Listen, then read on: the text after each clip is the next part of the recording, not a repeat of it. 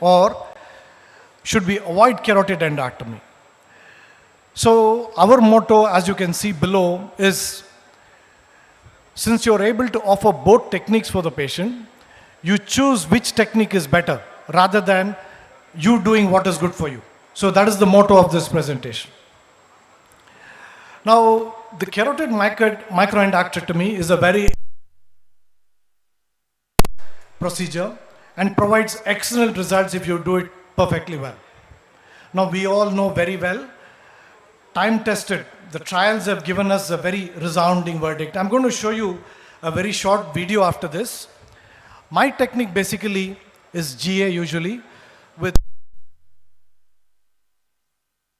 skin incision, and my technique is no patch, no shunt. We continue aspirin during the procedure and only use heparin saline local irrigation, and drain is optional. I normally follow 4 steps. The stage 1 is the stage of bifurcation, exposing the bifurcation. Stage 2, clamping and protection.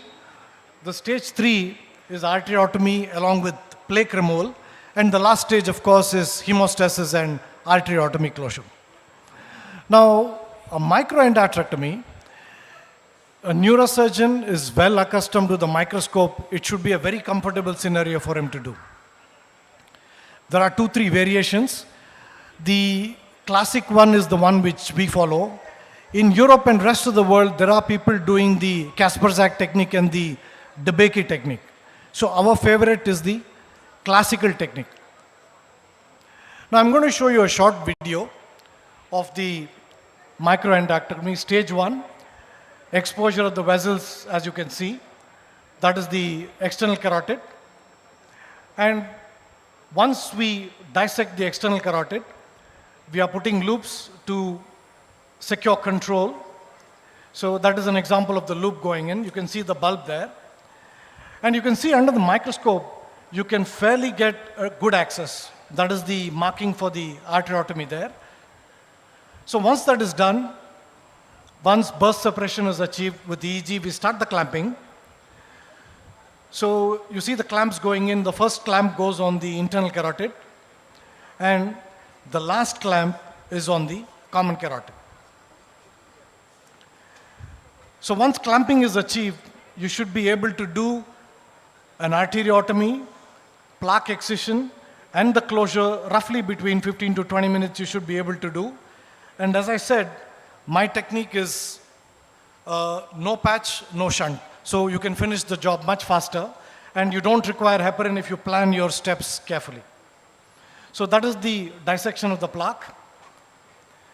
So normally what I would do, I would transect the plaque on the common carotid side first, so you can lift up the whole plaque. So you can see that is the division on the common carotid side. Once that is done, the whole plaque is lifted up. The next stage is to pull and cut divide on the external carotid side. So here you can be a little casual and pull across. And once the division is done, the final stage is the most important stage where the plaque is extending into the internal carotid. There you have to be meticulous to deliver the distal end of the plaque completely. So that is the internal side. As you can see, you gradually dissect, pull out. The tongue-shaped distal edge of the plaque should come out. That ensures that you have a complete endarterectomy done. As you can see, the distal tongue-shaped has come out. We check for backflow, and then closure you should be able to do in a couple of minutes after some heparin saline irrigation. So that is the first suture starting off at the distal end. And once that is through and you've knotted, so within a couple of minutes you should be able to complete the endarterectomy with a 6-O-proline. I use a round-bodied needle, and that is the end of the hemostasis. So we always make sure we wash out debris by unclamping the internal carotid. And you can see there is no hemostasis required, and the clamp time is approximately about 15 minutes. So what are the commonly posed questions? GA, LA, any recommendations? Both are okay, but LA can be a little irritating because there is constant muscle twitching during LA. And as I told, In the contralateral occluded carotid, you can do it under LA. Aspirin, as I told you, we continue. There is no evidence for a routine evidence of shunt because shunt by itself can cause dissection. Heparin, initially I made it mandatory, but now if you can do a quick endarterectomy, you can get away without heparin.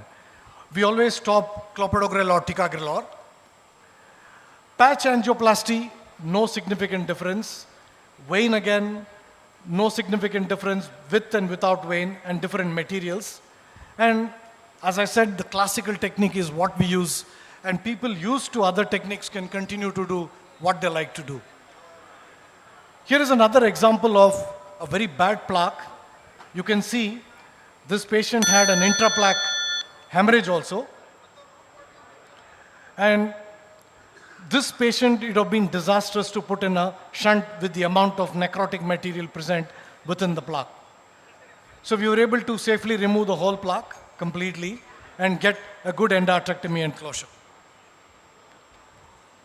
Now, technical recommendations, as you can see here, LAGA, monitoring, use of shunt really has not much difference between various techniques that is used.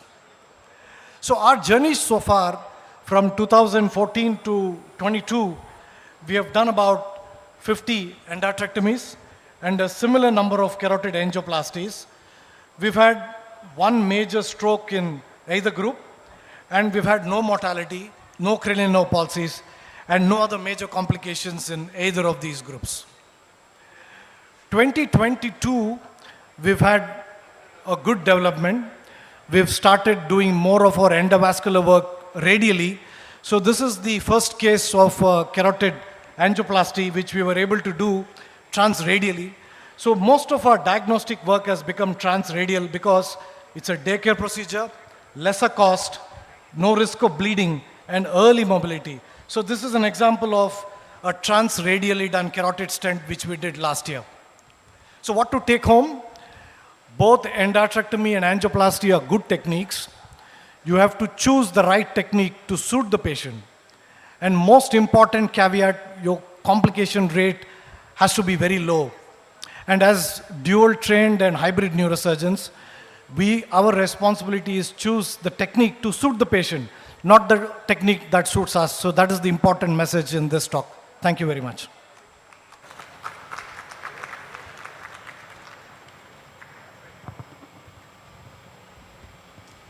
Thank you for the talk. As I announced earlier, we will have the questions at the end of the session. Let's welcome Adil Chagla. What is it? Carry on. Yeah, clipping of the MC aneurysms by Dr. Adil Chagla.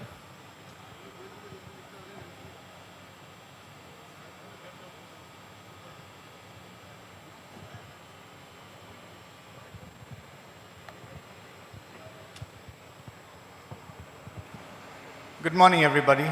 Talking about aneurysms is like taking coal to Newcastle, especially when you come down to Chitra and have Professor Rout in front of you. Good morning, ma'am. Good morning, sir. So I'd just like to say that I come from Bombay. We came late last night, and we are grateful to Dr. Suresh for a lovely evening, or should I say night. So at the very outset, I'd like to say that the seeds of aneurysm surgery have been sown by none other than Dr. Rout and Dr. Das. And I must thank Ishwar for having me, invited me home and including my name in this program. But I'd also like to say a big thank you to our staff nurses, our OT personnel, our residents who so unknowingly make the impossible look easy and work tirelessly with little rewards.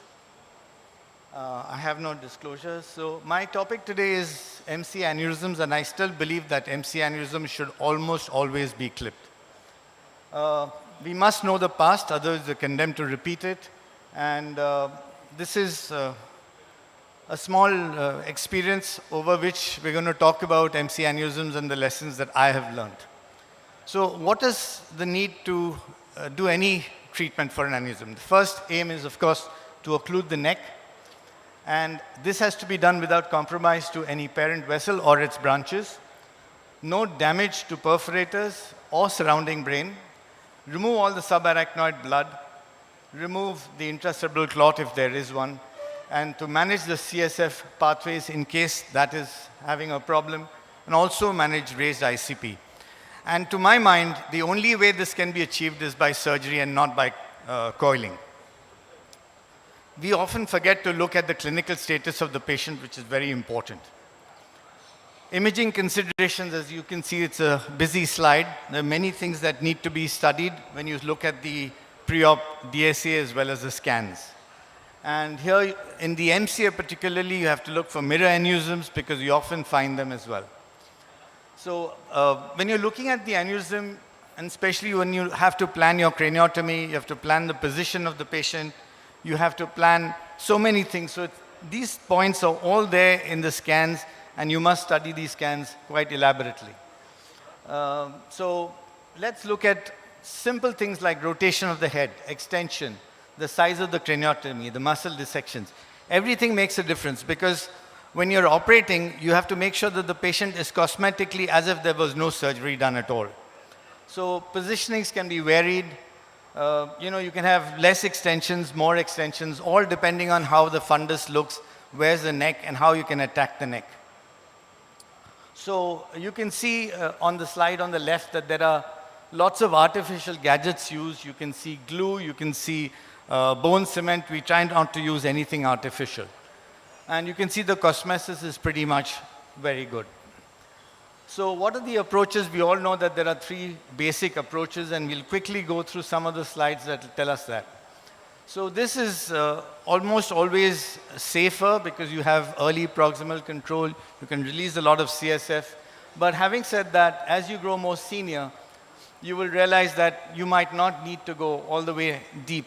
The essence of any surgery is to go and do the job and be precise in that job. So the distal Sylvian approach is what you tend to do more often. It's more superficial. If you don't need to release a lot of CSF and you don't need to handle a lot of brain, then this is probably the best because you can even get proximal control by doing a little more dissection. So here you can see that we've gone practically to where the aneurysm is, and you're pretty much right on the neck of the aneurysm as soon as you do the lateral Sylvian approach. The aneurysmal neck dissection is extremely critical. I try not to see the fundus at all. So if you don't see the fundus, the chances of having intra-op rupture is almost negligible. Temporary clipping is something that I use, and I use it more frequently. I try not to use it for a long period of time. So I put it intermittently and use it even sometimes just before clipping so that I don't have any turgid neck to handle at the time of clipping. Tentative clipping is also done. So if I want to disconnect the part that is ruptured and I make sure that I put a tentative clip, I'm in complete control then. Go around, dissect the neck, see that there are no perforators involved, and then I go ahead and do the clipping. So you can see that the ICG is almost always performed unless if the creatinine is high, and we can study the entire vasculature at the time of the surgery itself. So a single clip is probably the best, and when we have patients who are compromised for money, each clip costs about 20,000 rupees, so it makes a big difference. And obviously, then we'd like to use just a single clip.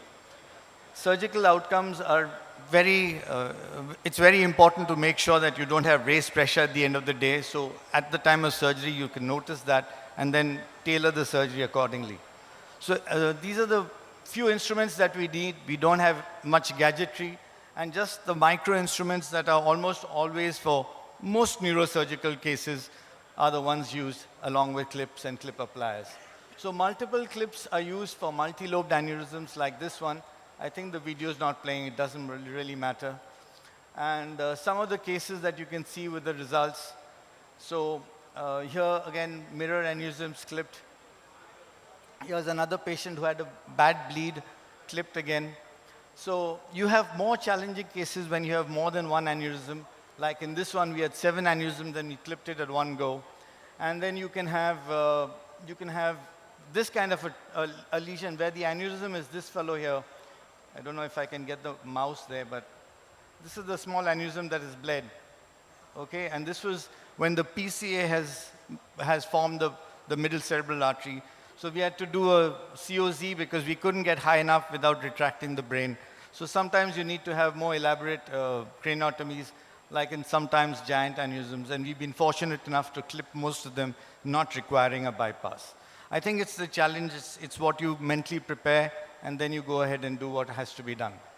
So this is the cosmesis. Larger the craniotomy, you see a bit of edema around the eyes, but 2 months later, she's pretty much okay. Have we lost some stuff? Is there something that we can do about this?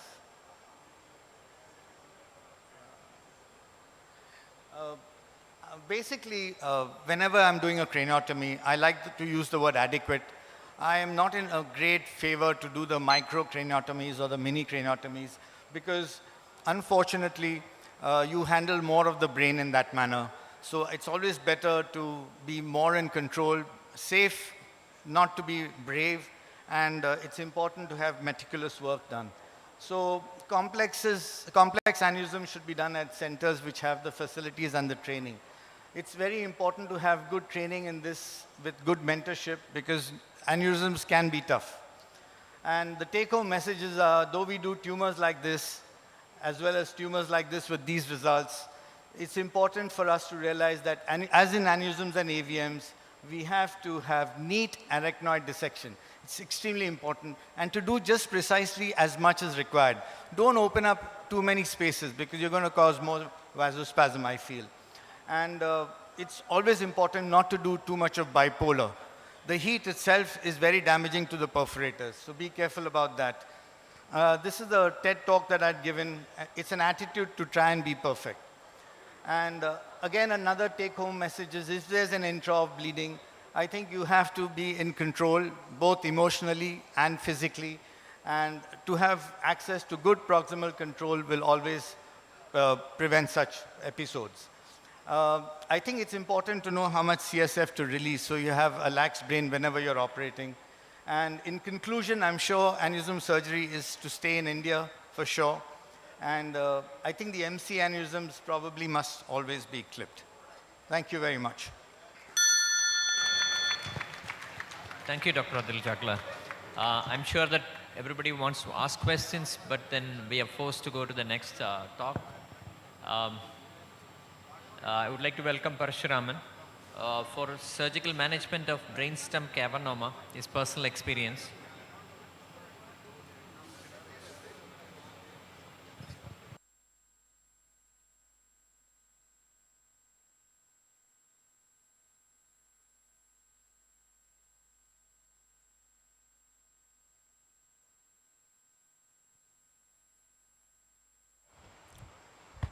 It's my pleasure to present my limited experience in front of reputed Professor Rout.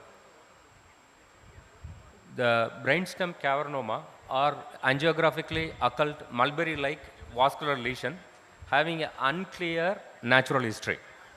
They have an overall annual hemorrhage rate around 2.5 person per year, per patient per year. But the risk of bleed reduces with times, most often after the first 2 years of hemorrhage. The most common location in the, of the cavernoma in the brainstem is pons, followed by midbrain and medulla. The brainstem cavernoma is unique in certain aspects when compared to the rest of the cavernoma arising in rest of the places. One is, it is eloquent in location and high incidence of bleed and rebleed. They have a 30 times greater hemorrhagic rate when compared to the supratentorial counterpart, and assuming that lesions were present since birth, the risk of hemorrhage is 6% per person per year. But once it bled, it increases to 60%. So that is unique about it. So the management options include observation, surgery, radiosurgery, which is bit controversial, and pharmacological therapy, which are under experimental stage at present. The goal of surgery is to release the mass effect and avoid the rebleed. The indications, whenever there are patients clinically present with a symptomatic hemorrhage and the lesion shows aggressive character, and is exophytic and having a significant mass effect when its size is more than 2 centimeter and presenting with severe progressive neurological deficits. The operative approach selection is chosen based on few factors, such as location of the cavernoma, where it comes close to the pile surface, and the safe entry zone. These are all the various approaches for depending upon the location, but choosing the shortest and the safest trajectory without any blind spot is the key for successful surgery. The 2-point method described by Spetzler is also useful to decide that trajectory, safe trajectory. The surgical adjuncts, which is very much required for cavernoma surgery in the brainstem, are the navigation, somatosensory evoked potential, and MEP and cranial nerve monitoring. Mapping of the fourth ventricle floor is required only in certain cases. The main steps of the surgery include first localizing the lesion and evacuate the hematoma, then get into the intracapsular decompression, get into the lesion and decompress, and work around the capsule by gently shrinking it with low setting irrigation bipolar. Cavernomas are like a cauliflower. It has multiple projections which project into that. There is a possibility if we are not going around, we can leave a small residue of cavern in the surrounding tissue. Remove the lesion, leave the hemosiderin-laden tissue untouched. Inspect for residual remnant. We can use the endoscope for that. And also the lighted suctions and lighted bipolars also available. And anticipate the blind spot. They are responsible for leaving a residue and future recurrence. That blind spot anticipation can be done by the method used by, reported by Garcia et al., which is called the right angle method. By that we can anticipate whether this particular cavernoma in this particular trajectory will it produce a blind spot. Few illustrative case examples. This is one pontomesencephalic cavernoma.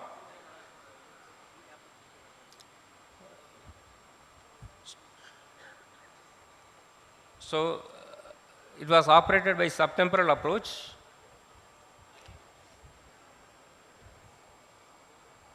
This is a tent, and the surfacing area of the cavernoma is identified. It was slowly dissected,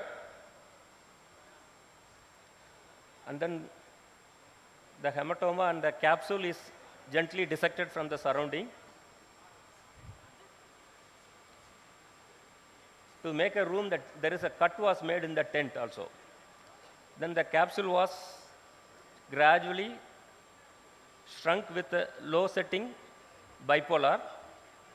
Then gentle stretch is given to the capsule, and slowly it is separated from the surrounding gliatic brain in the proper plane.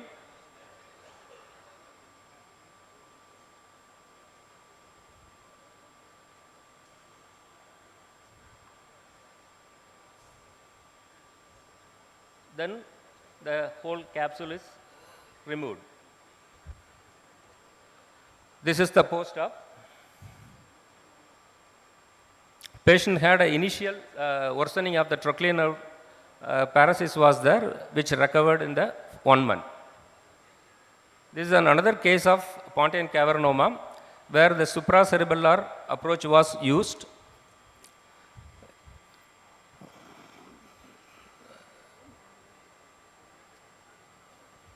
This is the approach was used, supracerebellar infratemporal approach was used.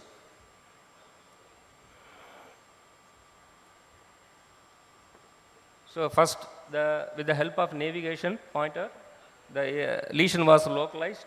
Then similar to that previous case, hematoma was identified and then evacuated. Then the capsule was dissected from the surrounding. You can see a DVA here, whether it is, there is one DVA which is here in this patient superficially.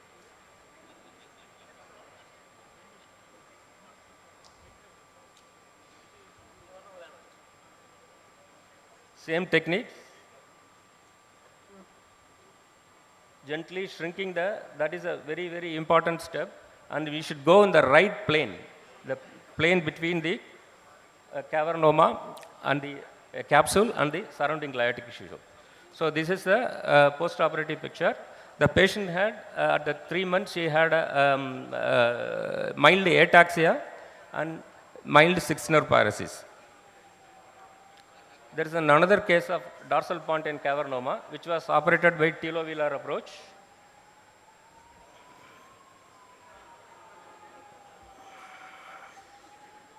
Same technique, right?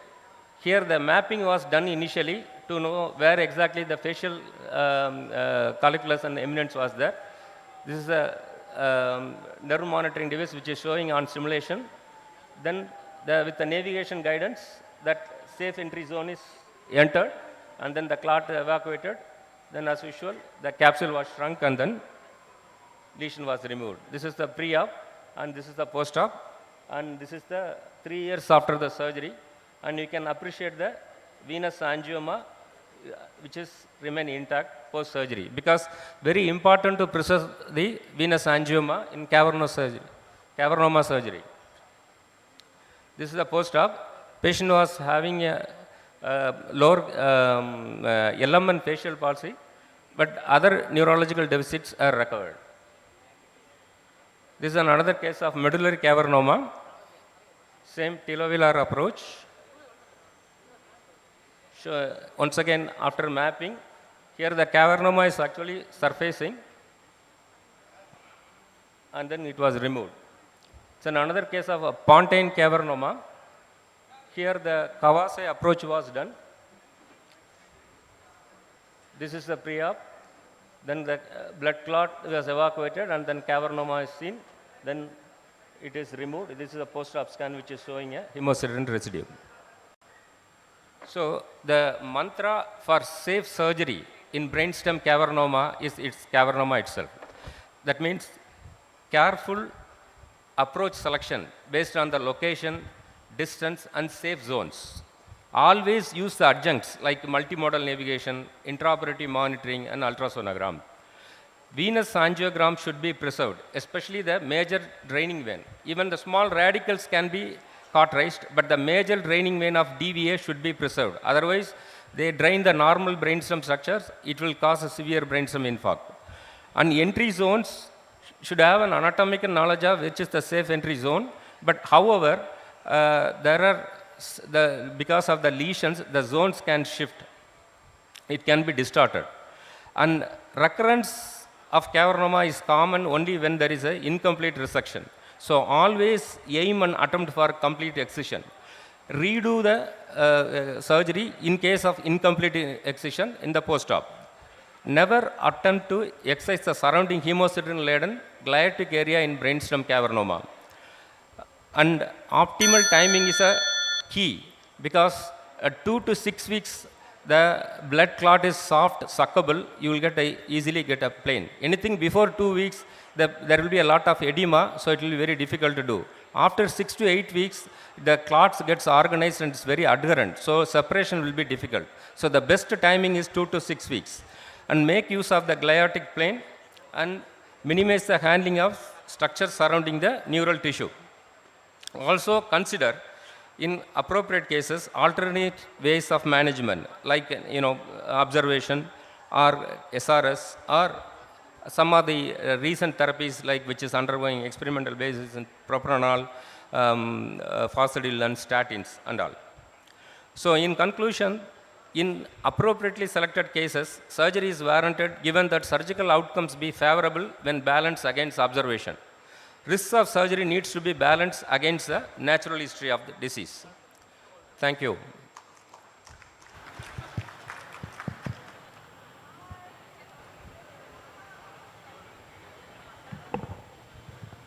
Thank you, Professor Parameswaran. Next talk is by Dr. Rajanish Kachara, Legacy Tumor. Rajanish.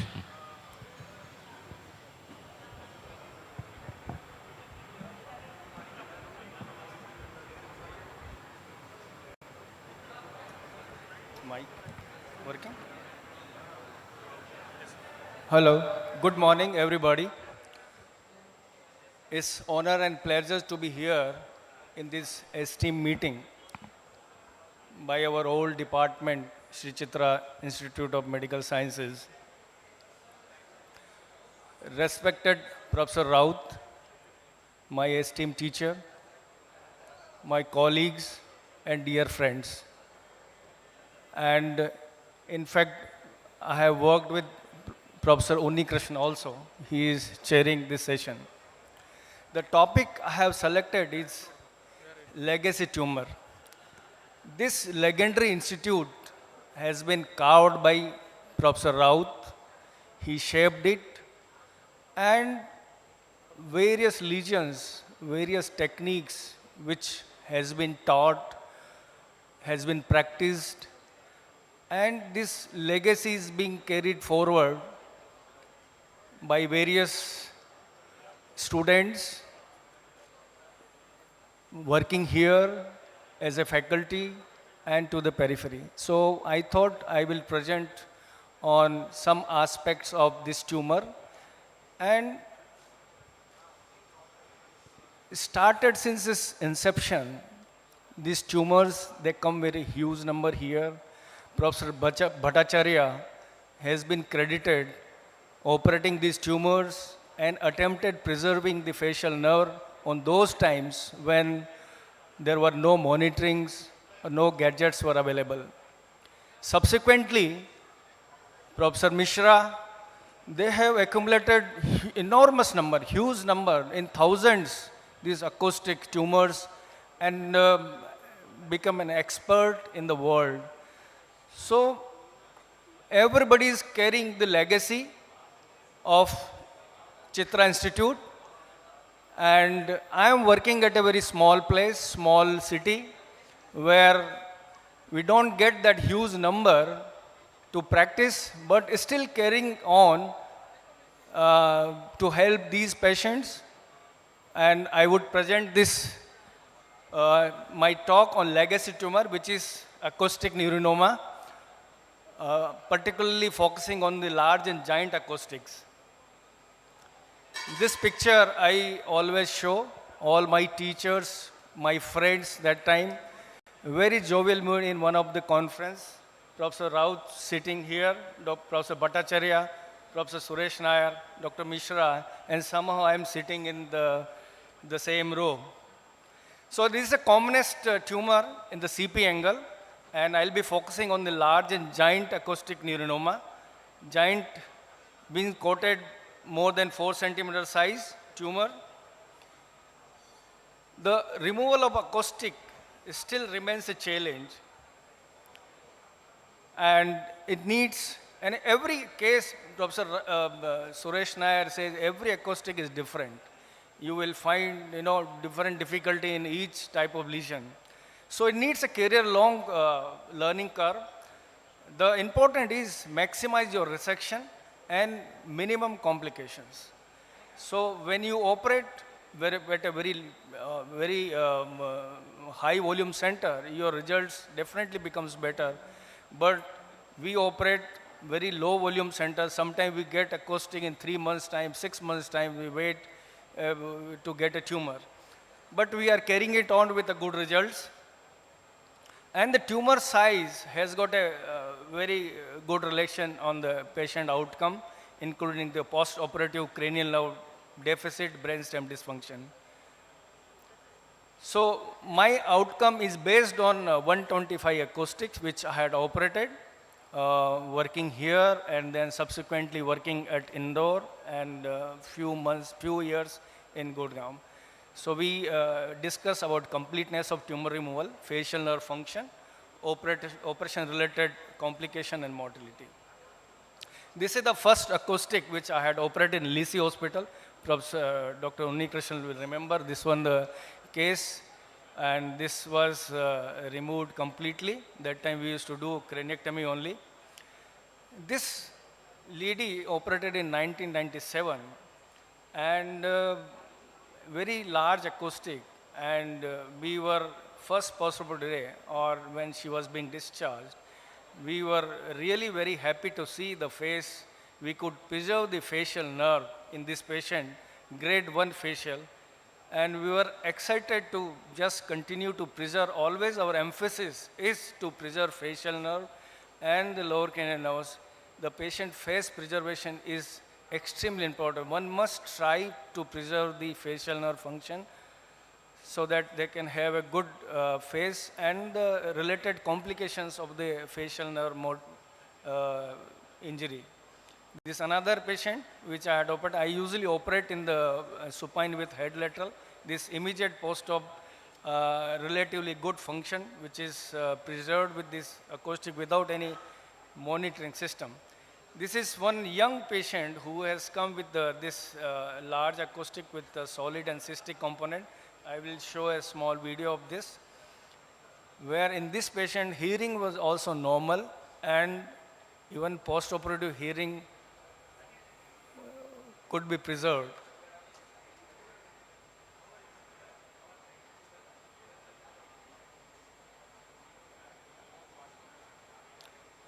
As Professor Nair always emphasizes, there is no arachnoid plane between the facial nerve and the tumor, and it is true.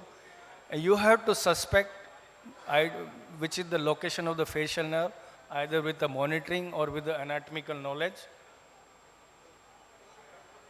This is the upper end of the tumor which is being separated from the fifth nerve. Now I have now monitoring system. There is some suspicion that there may be facial bundle here, and it was continuously being stimulated.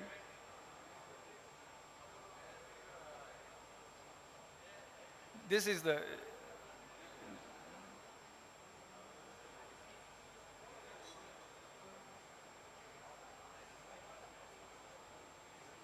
so this is the facial nerve with a very good caliber, which is you can see now, and it was stimulated and preserved very well.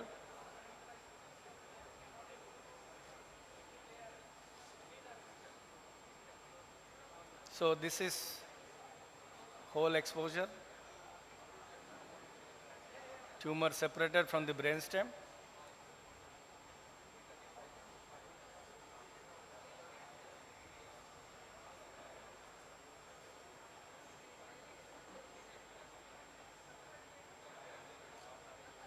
It's removed completely. This is post-operative. This is we have stimulated the facial during surgery, and face is completely normal. Even hearing is completely normal on the pre and post.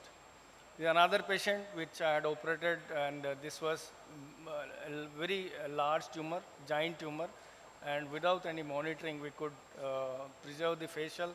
This is at the 6 weeks and at 1 year follow-up, grade 1 to 2 house and Brakeman. Another patient, very giant tumor. This small tumor remained stable for a long time, and facial nerve function is good. One of the patient, we had tried to put this gold implant. This is a described method when facial nerve function is very poor, grade 5 or grade 6. We had just put this gold implant in this eyelid to cover the eye so that should not develop any complications.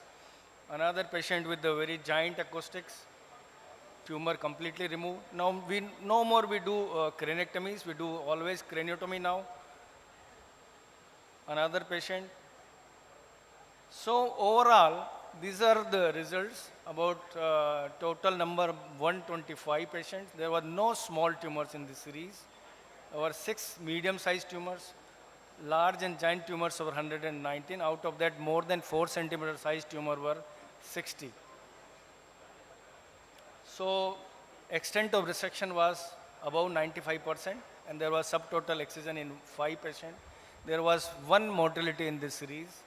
That was also not due to the surgery related or the tumor related. That was a thalamic hematoma because of the hypertension he developed in the post-operative period.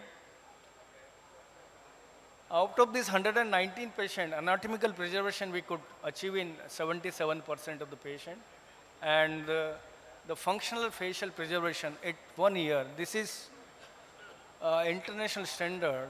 either you preserve immediately facial function, immediate post-op, or it can improve if you preserve facial nerve anatomically, it can improve up to 1 year. So the good function achieved in 43 patients, acceptable function in 41. Hearing preservation was, that was the only one patient. This is the quoted from the Professor Ozeman in 2000 operative neurosurgery. When tumor is intracanaliculaar, you can preserve 96% facial nerve. And as tumor size increases, your facial nerve function, facial nerve functional preservation can come down. It is in the range of about 58%. These are the other aspects of the tumors. We had cystic tumors, 11 patients, bilateral acoustic 7, there was tumor bleeds. We had 2 patients with the acoustic with pregnancy, which we had operated during pregnancy. One operated in the second trimester, other patient was operated in the third trimester. They become symptomatic. There were 3 tumors which were recurrent. These 2 tumors operated during pregnancy had a very good outcome. And this paper we had published also in Acta Neurosurgica. This is cystic tumors, examples of the cystic tumors. Cystic tumors, separating the cranial nerve is sometimes very difficult. These are the bilateral acoustics, one by one we had operated, and both tumors were excised completely. This is a very giant acoustic, which we had operated in 2 stages. These are our share of complications. Intraoperative, we had sometimes vertebral artery injury. Once we had a pica injury. And postoperative, in our hands, I think CSF leak from the wound has remained little difficult sometimes, in spite of we put some fat graft, fasciolata. And these are the other complications we had. So in conclusion, the tumor size is a significant prognostic parameter for the facial nerve function and the postoperative outcome. Excellent long-term facial function can be expected in significant number of the patient. The completeness of tumor removal, whether it's a large or giant acoustic, is safe with the retrosegment approach and with good facial function preservation. Thank you very much. Thank you, Dr. Rajanish. There is some change in the program.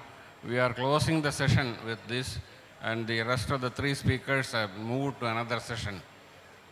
We congratulate all the speakers for the excellent talk. We are allotted 5 minutes for questions.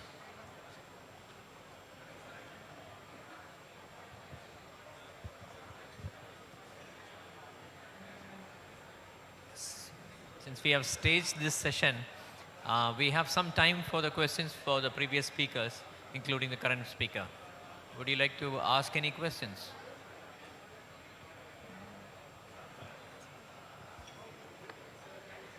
May I request the chairpersons to hand over the certificates and mementos to the speakers?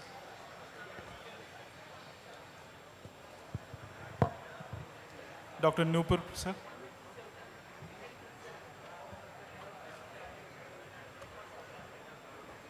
Dr. Nupur.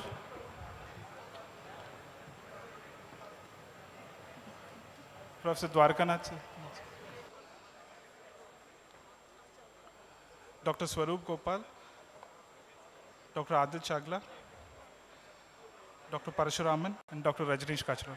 Sir, please.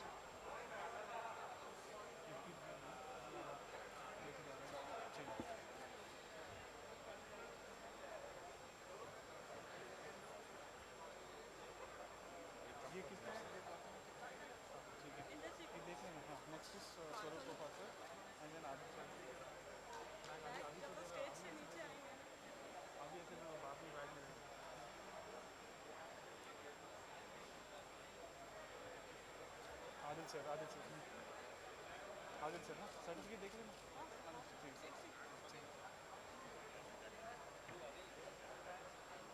So that's Adil. So that's for Adil. That is Parashuraman sir. Take him. No, that is Parashuraman sir.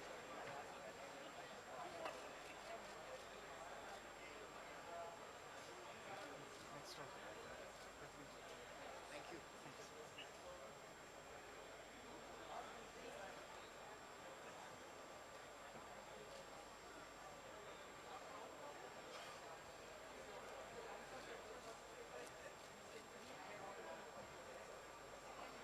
Thank you, sir. Now we would go into the next session, that is the oration and inauguration of our function. And there is no formal coffee break, but you're all welcome to grab a cup of coffee in between. Thank you.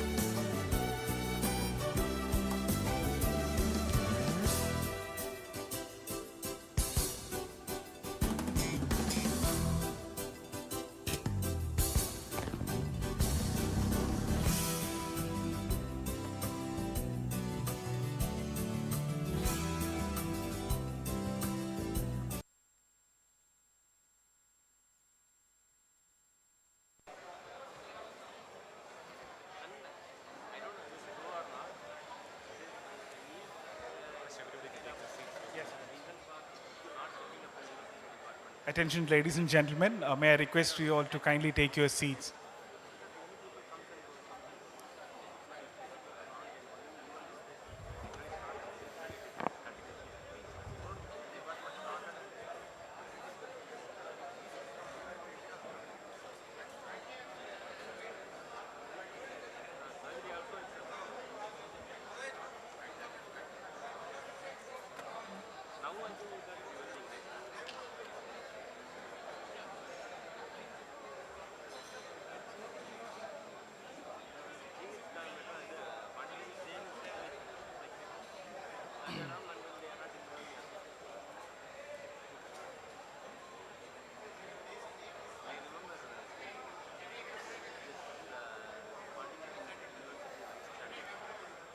A very warm greetings to all the distinguished faculties and delegates for the first ever Professor Damodar Rout Oration as part of the Chitra Neurosurgery Update 2023 organized by the Chitra Neurosurgical Society.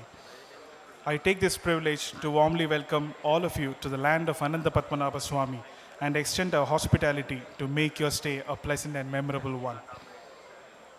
The Department of Neurosurgery at Sri Chitra Tirunal Institute for Medical Science and Technology, from its inception in 1976, has focused on rendering world-class treatment for the masses, pioneering innovative surgical procedures, and maintaining academic excellences and technological advances.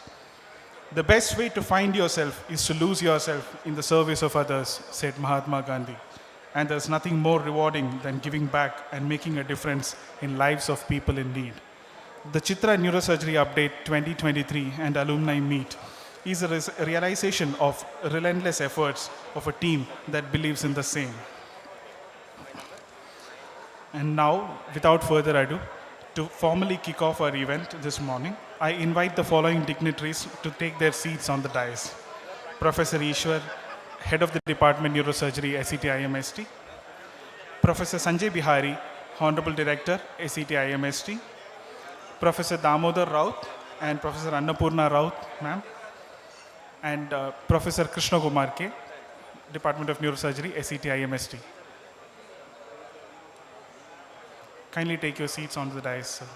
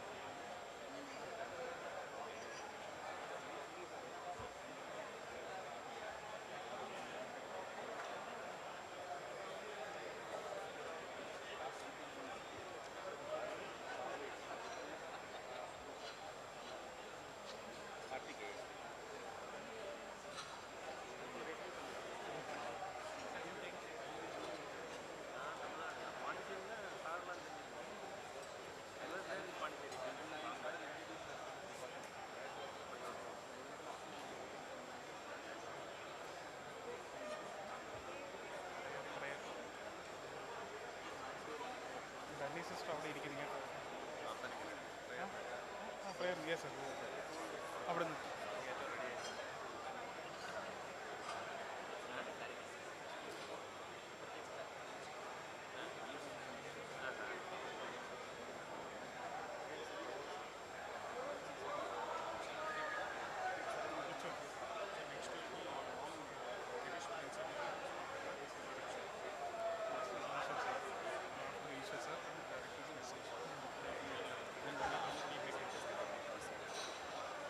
We kindly request everyone to be seated.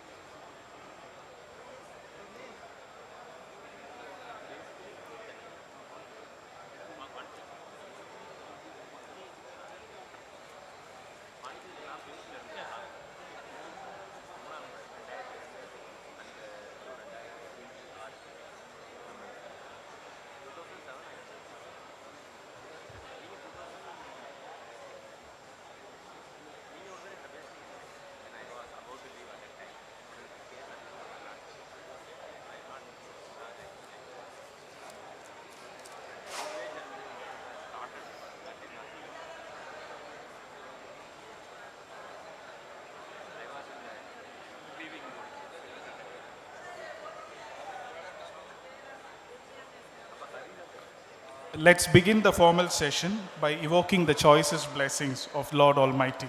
For the same, may I invite Ms. Dhanya and Ms. Aparna, staff of Neurosurgery Operation Theatre, ACT IMST, for the prayer song.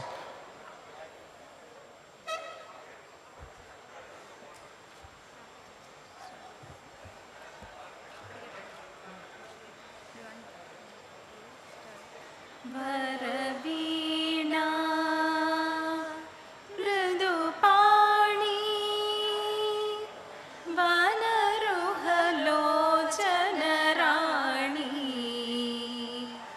सुरुचिरबम्भरवेणी सुरनुतकल्याणी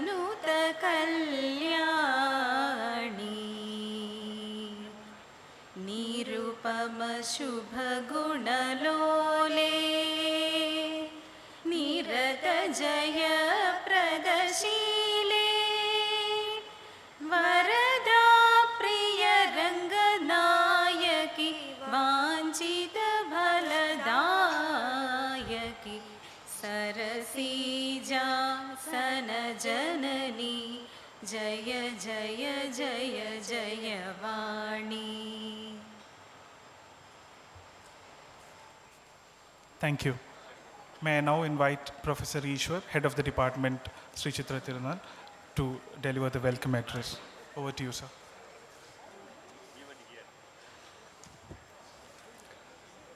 Honorable Director of the Sri Chitra Tirunal Institute for Medical Science and Technology, Dr. Sanjay Bihari, the man of the moment, Dr. Damodar Rout, his wife, Dr. Annapurna Ramut, who was also a former faculty at the Sri Chitra Tirunal Institute for Medical Science and Technology, my beloved professors, teachers, Dr.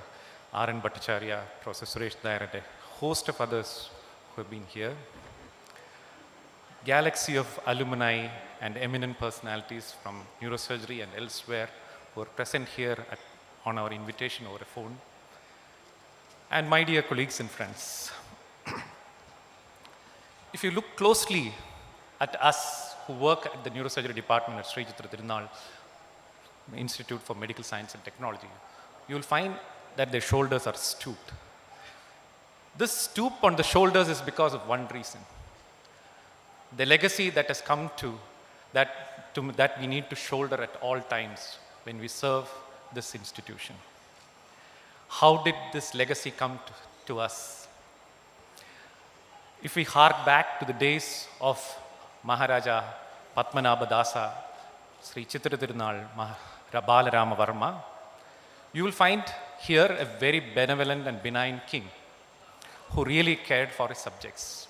He lived very abstemiously and longed that his erstwhile subjects were taken care of very well. In fact, if pomp and splendor was the hallmark of royalty in India, it was simple living and a lot of charity, the hallmark of this individual. And because of this concern for his erstwhile subjects, in spite of losing his kingdom to the Indian Union, he thought that he will do something good for them. He found out that a lot of patients from Trivandrum and other places in Kerala were going to Madras and other places for their cardiac and neurosciences, surgical procedures on neurological problems.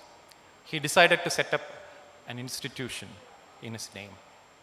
He paid his personal purse, the money from his personal kitty to fund this institution. The second man whose legacy that we always carry is none other than our founder director, Dr. Marthandan Shankaran Valyathan. Dr. Valyathan welded the science of biomedical engineering and technology with cardiac and neurosciences and built for us an eminent institution that stands tall among all the educational and medical institutions in the world. It was his leadership par excellence which led us to where we are today.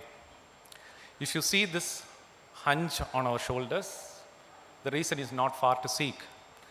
The eminence that he has built through excellence, that has come to rest on our shoulders too, indirectly, that has led to us to have the hunch. And now let me come to the man of the moment, Dr. Damodar Rout. I think the latter-day neurosurgeons need an introduction.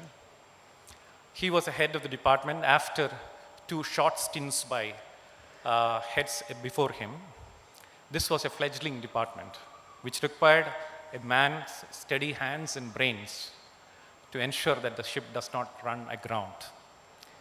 He brought with him skills from PGI Chandigarh and also what he learned from Dr. George Matthews here, who was the second head of the department. What he did for the department was to pursue the neurosurgery in the most perfect manner. He was a perfectionist to a fault. Sir, the best tribute that I have heard about you is that in my training years as a neurosurgeon, the struggle years of life, I have learned from all the staff nurses in the operating rooms, all the steps that used to happen under you. There was a mention of Professor Rout used to do it this way. That made us what we are today. Thank you, sir. Despite your age and infirmity, Madam and Sir has taken this trip. In fact, I want to call it a pilgrimage back to Sri Chitra Tirunal Institute for Medical Sciences and be with us. I would fail as a human if I don't thank the galaxy of neurosurgical personalities from across the country who are with us to share their insights and knowledge about Sri Chitra, about neurosurgery, the science of neurosurgery, and also to mix with us. Thank you, all of you, for making it to Sri Chitra. A venture of this requires a lot of administrative impetus. And this administrative impetus has come from none other than our dynamic director, Professor Sanjay Bihari. Everything that is happening today has a touch of Dr. Sanjay in it. He has networked with a lot of people to bring in a very admirable crowd of neurosurgical personalities in our midst here today. Welcome, sir. Though you are part of the home team. And finally, I want to thank each one of you, my staff and friends and families who are here at this point of time to share this sacred occasion of felicitating Dr. Rout with an oration in his name. Last but not the least, we have been hit by headwinds from all directions. There has been a lot of cancellations, including the orator himself who could not make it here to India because of visa problems. We have been hit by financial and other difficulties. But then our residents and our faculty have fought valiantly to make your stay here a pleasant and memorable one. Welcome all of you to Sri Chitra. I welcome you to the Sri Chitra Damodar Rout Oration, first of its kind in our institution. Thank you very much. Thank you, sir. Thank you, sir. No event charms up without a formal inauguration, and thus may I invite Professor Sanjay Bihari, Honorable Director, who constantly extends the love and support to all the high prospects of the meeting for his inaugural address.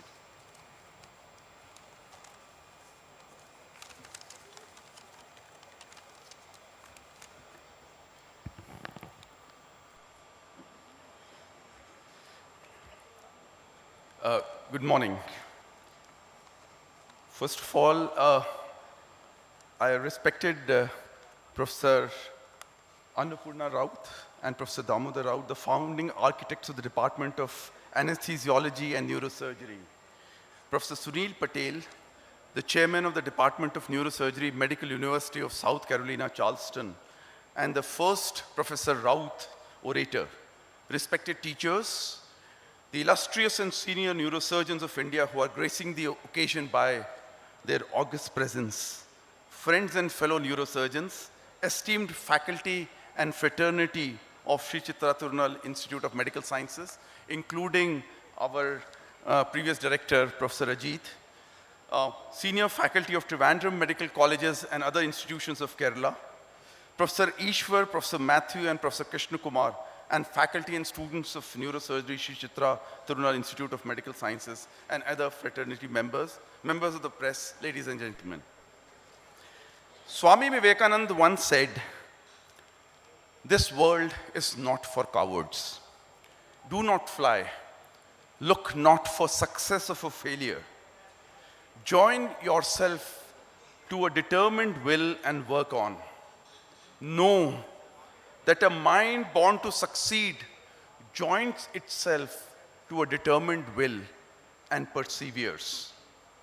Anyone can keep calm in a cave or when asleep, live in the midst of battle of life and persevere and strive to reach the center. Once you have reached your center, you cannot be moved. There are no other persons who epitomize this statement in letter and spirit than Professor Veliathan and Professor Mohandas, who established this revered institution 4 decades ago. They had the vision and foresight to focus not only on this autonomous institute of national importance, being the hub of cardiac and neurosciences and related specialties, but also on the centers for biomedical technology and public health. Now with nearly 600 publications, 40 to 60 crores of extramural funding, nearly 16 to 20 patents per annum, and a product translation rate of nearly 30%, with a close collaboration of industrial and institutional partners, and more than 100 national and international awards, all generated by less than 140 faculty members. This revolutionary concept, the amalgamation of public health of biomedical technology and medical health, has withstood the test of time.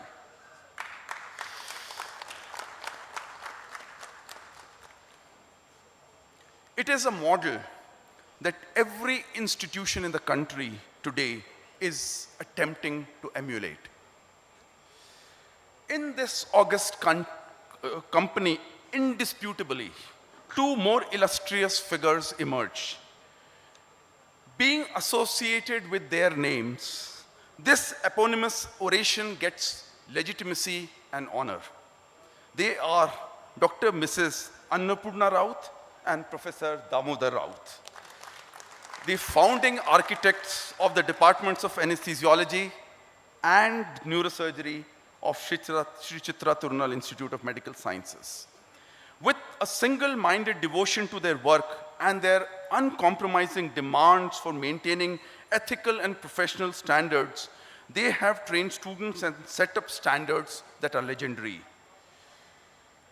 Their immense contribution to the establishment of cerebrovascular neurosurgery internationally will be remembered for times immemorial.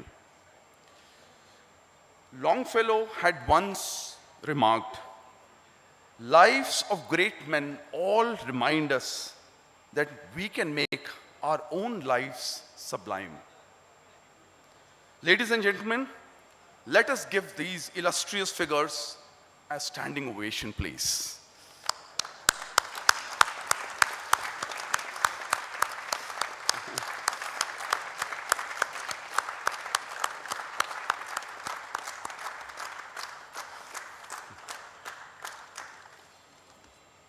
Thank you. We are very honored to have Professor Sunil Patel as the first Professor Rout Orator. He's an outstanding neurosurgeon and an incredibly fast and safe neurosurgeon. He has been the chairman of the Department of Neurosurgery, Medical University of South Carolina, the largest university in the southern states of the US. He has been a chairman for more than 2 decades. This makes him one of the longest serving chairmen of the departments of neurosurgery in the United States of America and in fact across the world. Not only does he lead by personal example, he has been instrumental in establishing a startup center for medical device innovation which ranks amongst the largest in the United States. And he has also developed a center for endovascular intervention that has one of the largest patient inflow across the US. His department has been ranked in the top 5 in garnering extramural funds for research across the country. I am grateful to Professor Patel for sparing his valuable time for the Professor Rout Oration. We have several illustrious senior neurosurgeons in this august audience. These include several past presidents of Neurological Society of India, including Professor V.K. Jain, Professor K.K. Turel, and Professor Suresh Nair, as well as his counterpart, Dr. Vinita Nair, who is a member from ISRO. So they have senior members of neurosurgery who have been faculty members in Sri Chitra, like Professor R.N. Bhattacharya. Senior neurosurgeons from other institutes of importance, like Professor S.N. Mathuria, Professor Chandramouli, and Professor Iqbal.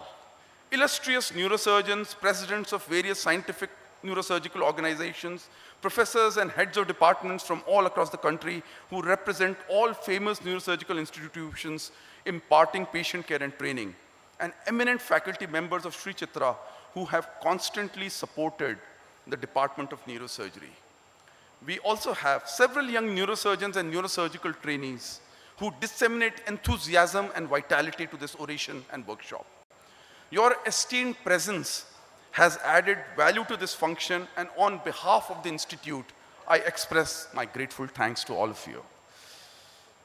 Professor Shailja, our illustrious professor and head of neurology, an eminent stroke specialist and the sub-dean of student affairs, has been responsible for the development of the Alumni Association of our institute.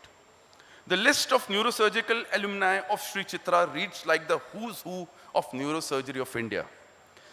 I am grateful to the alumni of Sri Chitra for your august presence. I request you to mark the Professor Rout annual oration in your annual list of functions to mandatorily attend. Through the medium of this oration, I request you to maintain a liaison with your department and remain in touch with the faculty and residents there. This strong bonding and network will not only serve in helping the young graduating students along their path of career progression, but will also serve as a beacon of inspiration for them. Through this bond, your achievements become their achievements, and their achievement become yours. I would like to also share with you 4 major initiatives of the Institute. The 7th floor combination devices block has just been established in the biomedical technology wing.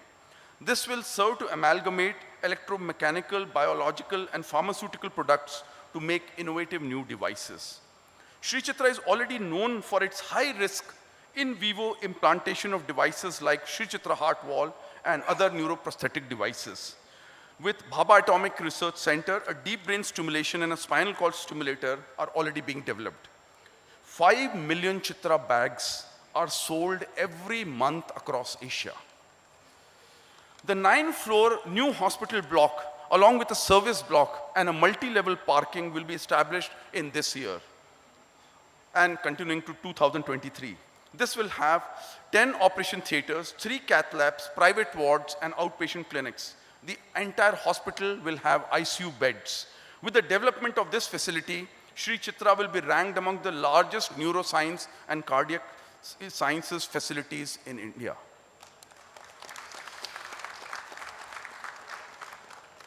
Testing of devices is an integral part of the product development infrastructure.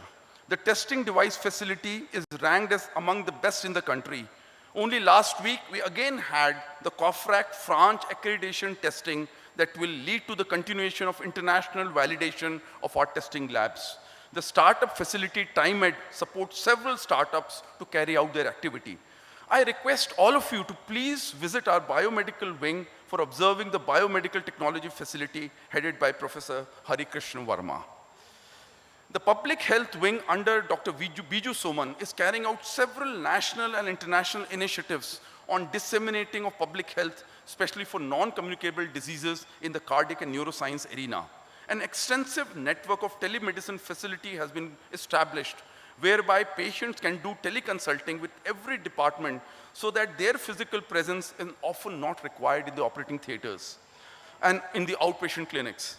I request you to reach out to provide clinical inputs to our doctors, public health initiators, and scientists as well as engineers to establish collaborative projects with them. This symbiotic relationship will do wonders in promoting the health of our nation.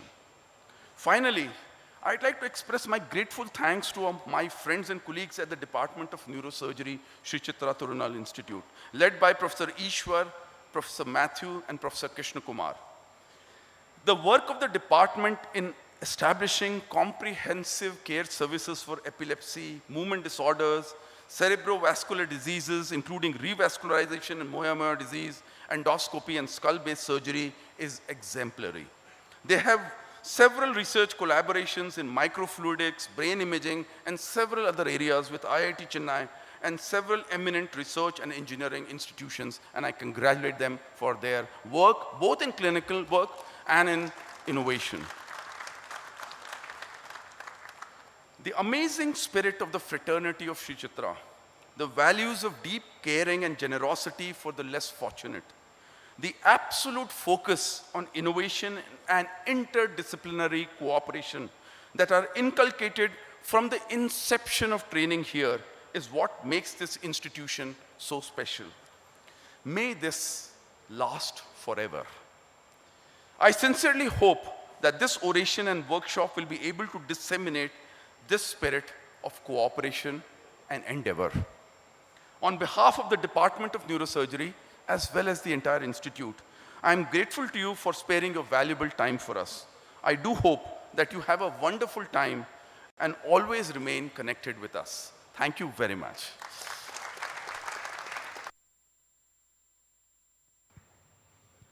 Thank you, sir. Now it's time for the traditional lamp lighting ceremony. For the same, I request all the dignitaries on the dais to come forward to light the lamp.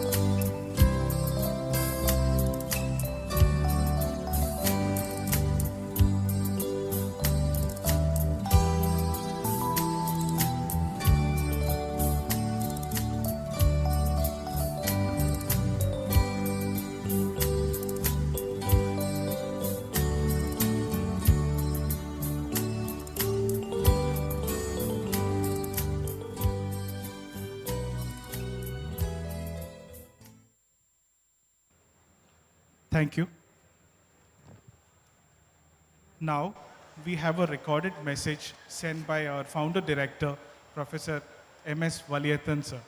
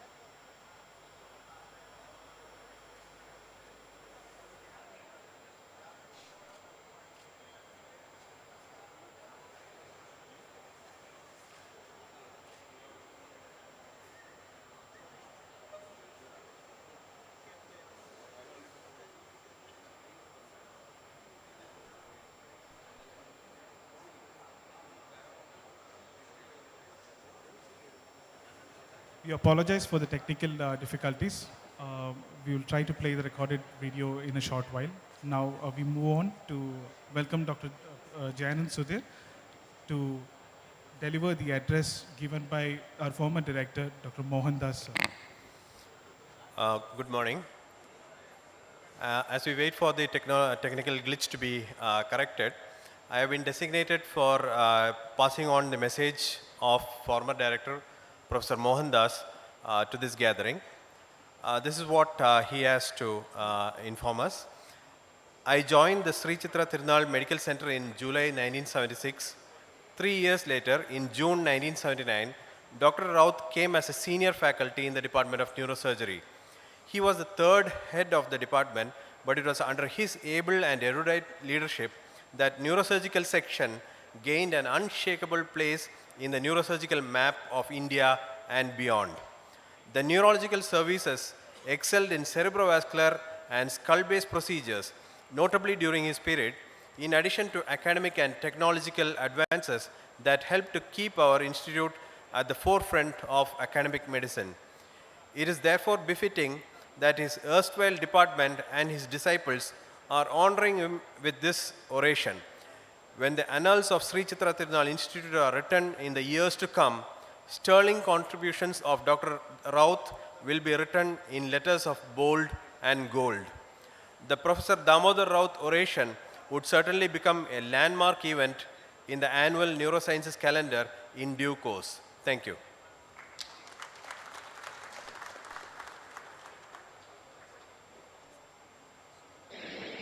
Girish, it is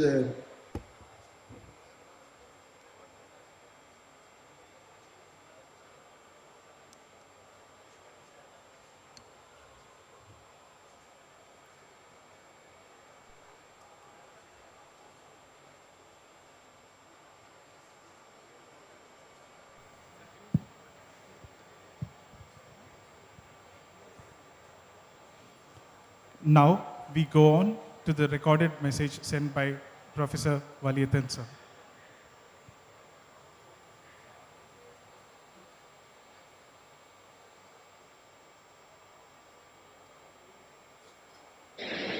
Girish, it is an occasion for great rejoicing. Dr. Rout's felicitation in our institute because he played a key role in the building neurosurgery program at Chitra. When I wrote a short piece on the dawn of neurosurgery at the Sri Chitra Institute for the souvenir, I was talking about events that happened almost 15 years ago. Since then, a great deal has changed in the institute, at the national level, in medical education and so on. For example, it was unbelievable for us, it would have been, if someone told me that we would have MBBS graduates of 95,000 a year in India, as we have today. We have an All India Institute of Medical Sciences in practically every big state in India. These were inconceivable. All this means is, in fact, there is demand for more. That's the situation. Every district in India should have a medical college, and the government virtually has agreed to this demand. So all this means is one thing for us, that the services part, provision of healthcare, provision of care in super specialities, all these will become more and more universal, more and more accessible. This is bound to happen because the government is making massive investments, insurance is growing very rapidly, industry is growing. This is bound to happen. Now the question for us is, how does this impact Chitra Institute? Chitra Institute also has grown. What I am saying today, what we should be doing in the next 7 years so that we continue to remain relevant in the forefront, this is very much appropriate because of Dr. Rout's presence here. Because when he came here, he not only turned a new page in the practice of neurosurgery, but in using the hydrogel beads developed in Chitra in treating patients with AV malformations.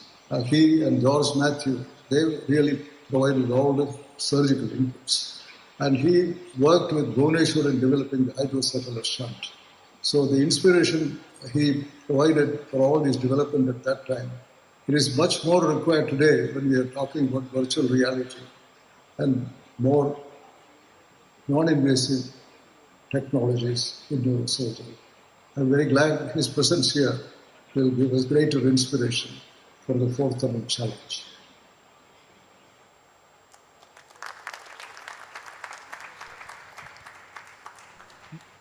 May I invite Dr. Girish Menon sir, to give an introduction about Professor Damodar Rout to the audience. Yes.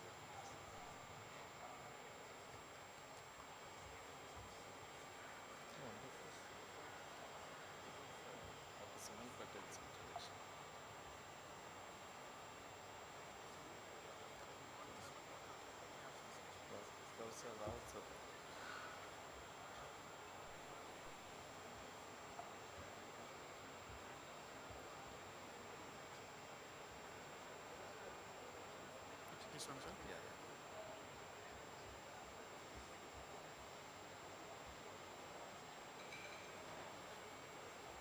Yeah. Respected Sir, Madam, Honorable Director Dr. Sanjay, Ishwar, Krishna Kumar, respected teachers, friends, colleagues. It's a momentous occasion and it's quite natural to get jittery, and apologies in anticipation for that.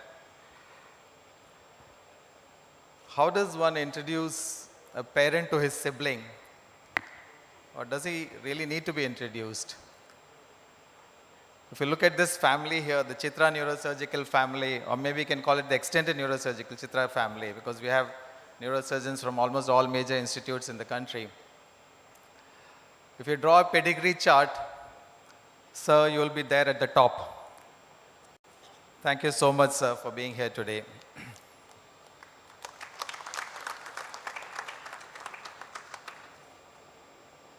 From a small town in Indupur, Orissa, to becoming a world-known, renowned neurosurgeon, from a small government school in Orissa to one of the largest research centers, medical research centers in the country. This journey is a journey of grit, determination, perseverance, and hard work. And when he decided to become a surgeon, a doctor, what India lost was an engineer, Dr. Rout, or a photographer, Rout. Because I was told photography and engineering were his two other passions in childhood. Soon after schooling, to the medical school in SCB Medical College, Cuttack. This is a rare photograph of Professor Rout chilling as the new generation would call it, chilling with his friends in Cuttack Medical College. And another similar photograph of him chilling with friends in, I guess, Pichola Lake in Rajasthan, Udaipur. Now, chilling and relaxing are not terms which we generally associate with Professor Rout. Probably these are two facets of life which Sir deliberately kept aside in his tireless pursuit of excellence. So from medical school to PGI Chandigarh, the best, I would say, one of the best centers for medical education in the country. Again, one of those old fond memories of him with his friends. And soon after completing general surgery, he had this dilemma between choosing gastroenterology, surgical gastroenterology and neurosurgery, and what was the gut's loss was the brain's gain. So the next stopover after Chandigarh was in Tehran, almost 4 years there, which sir and ma'am recall as one of their best, not best, second best. Best has to be in Sri Chitra. Periods of their life, fond memories of those days in Tehran, and I must say it was the Arab upspring, the first Arab upspringing, which displaced two eminent personalities from Tehran. One was the Shah of Iran, and second was Professor Rout. So it was in 1979 that Sir took over the mantle as a head of department of neurosurgery in Sri Chitra. And this has been his karma bhumi for the next 2 decades or more, nearly 2 decades. And then last stint in his professional career at Ramachandra Medical College, Porur, Chennai, where he still holds a position as a visiting adjunct faculty. No. Several thousands of people have conquered the Mount Everest. These are all an aneurysm, a pineal tumor, a pituitary, a CV junction, cerebral AV malformations. For a budding neurosurgeon, these are all mini Mount Everest. So although several people have conquered Mount Everest, it was Edmund Hillary and Tenzing Norgay who showed that this can be conquered. And for us neurosurgeons, it was Sir Yu who showed that these Mount Everest can be conquered. So it is rightly, he is called as the father of cerebrovascular surgery in India. Thank you, sir, for showing us that impossible is nothing. Research, especially experimental research, is a big no-no for most of us surgeons. We just kind of dread it. Here again, Professor Raut led from the front. His animal models and canine models of hydrocephalus, vasospasm, and so forth were path-breaking. I can still recall our senior, I didn't have the opportunity, but my senior colleagues, Dr. Harun and Dr. Krishna, I guess fondly remember their days of injecting and creating animal models of hydrocephalus and vasospasm. And as Professor Dr. Velitan was mentioning about hydrogen particles for embolizing arteriovenous malformation, but the icing of the cake was the Chitra, the sherry drain shunt. Unfortunately, it is not being marketed now, but the good news is that I guess a newer, a revised form of sherry drain would shortly be, the programmable variant might shortly get launched. Thank you, sir, again for these revolutionary products. Naturally, all this was associated with lots of awards and honors, and he would rub shoulders with the giants of that era. So here is Professor Raut with the who's who of Indian neurology and neurosurgery at that time. Professor Samba Shivan, Professor Ramamurthy, Dr. Singhal, Dr. Srinivas, and of course a lot of other stalwarts. Awards naturally followed. There's a long list. Just the big ones I have just highlighted here. The Fellow of the Academy of Medical Sciences, Fellow INSA, the Chimera Award with the Government of Andhra Pradesh, the multiple orations, visiting professorships in multiple universities all over the globe. The Indian Society of Cerebrovascular Sciences, I guess, is the founder, patron, the main most, this source behind that organization. The Lifetime Achievement Awards, multiples he has got, the most important of course being the one given by the Neurosurgical Society of India, and I had the privilege of receiving it on his behalf, and then this photograph of us handing it over to him at a small function in Chennai. But what I personally rate as the singular most important achievement would be, sir, the distinct breed of neurosurgeons that you have nurtured and trained over years. Just snapshots of all my senior colleagues who have passed out under your tutelage. These are all the department and the residents all crafted to perfection. I mean, this must be nostalgic photographs for many of you here, many more. This is, and I wouldn't be wrong in saying that along with Professor Raut, this quartet, Professor Bhattacharya, Professor Mishra, and Professor Suresh Nair, they are responsible for what Sri Chitra is today. Professor Mishra is missing, but Professor Suresh and Professor Bhattacharya are here. Thank you so much, sir, for being here. So, having been trained here, just before this function, Dr. Ishwar had requested me to send an introductory slide of mine to be displayed. I didn't do that, but what I thought was if I had done it, I would just do this. I guess you don't need a better testimonial than that. It sums it up all. A neurosurgeon trained in Sri Chitra, trained by Professor Raut. I think you don't need better testimonials than that. Thank you so much, sir.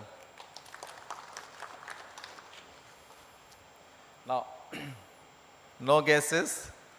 And I guess ma'am, his life success has been to this responsible for the life success is this charming lady here who's sitting right in front of us. again, memories, the house in Trivandrum, the 75th anniversary celebrations, and his family. Dr. Lippi, who's a dental surgeon, Dr. Preeti, who's a radiologist, both settled in US, and they're a happy joint family. But this, I would say, sums it up. Ma'am was the savior, and this figure kind of sums it up all. Sir aiming to hit us and ma'am restraining us. This was a common ritual during those days as residency in Sri Chitra. Thanks. And sir is still serious, I can say that. Because it is thanks to ma'am that we have stayed a lot of beatings. And the next photograph, I'm afraid, is going to make sir blush and ma'am angry. So, these are photographs of sirs in Iran. And I'm surprised ma'am is not getting angry. I have Lippi's permission to show these photographs here. So no wonder he recalls Tehran with fond memories. Sir, you have been a tough taskmaster. But little did we realize that you were a strong believer in this philosophy of spare the rod and spoil the child. That in that exterior, the harsh exterior that you showed, you had a noble thought for us, that if you love your children, you'll discipline them. So we were all like your children for you. And thank you so much for disciplining us. We would have gone wayward 100% because of that. It's almost a quarter of a century since Sir left Sri Chitra and more than 30-40 years since the first batch of residents passed out from Sri Chitra. But I guess there's not a single day when your name is not mentioned in some context or the other. That's what my wife keeps telling. Whenever we meet, for all of us, the Chitra alumni, we meet, the first and the most common topic is about you, sir. So that's why she keeps telling, you can take us away from Professor Rout, but you cannot take Professor Rout away from us. We all have shades of you in us. Such has been your influence on us. Ever grateful to you, sir. Thank you so much.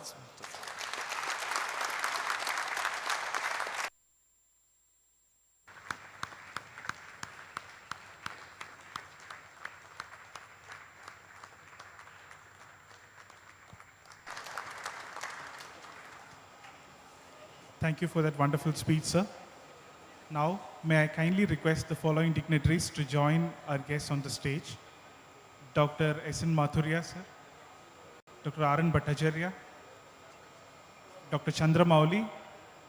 Dr. Suresh Nair. And Dr. Vinita Nair. Please join us on the stage.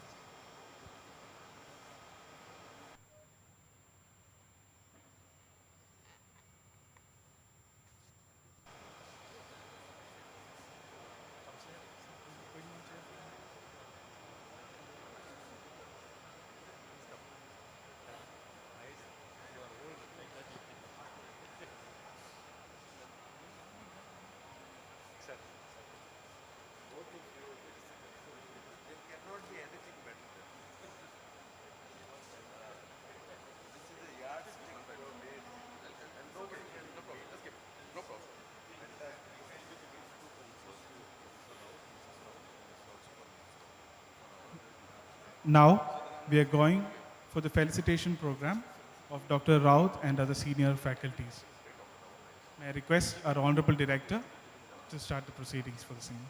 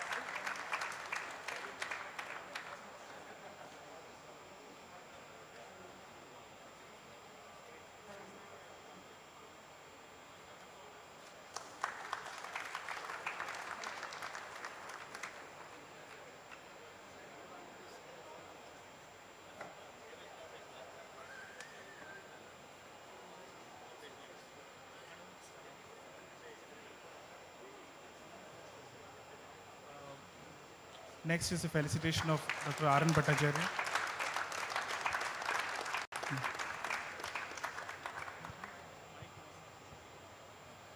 Next, Dr. S.N. Mathuria, sir.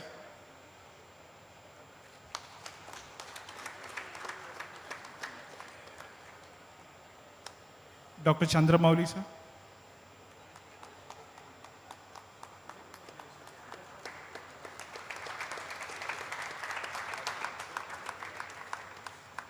Dr. Suresh Nair.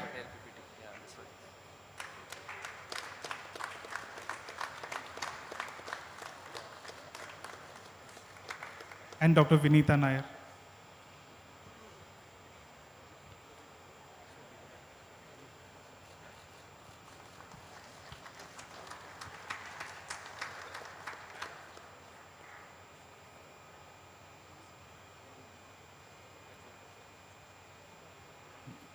Thank you all.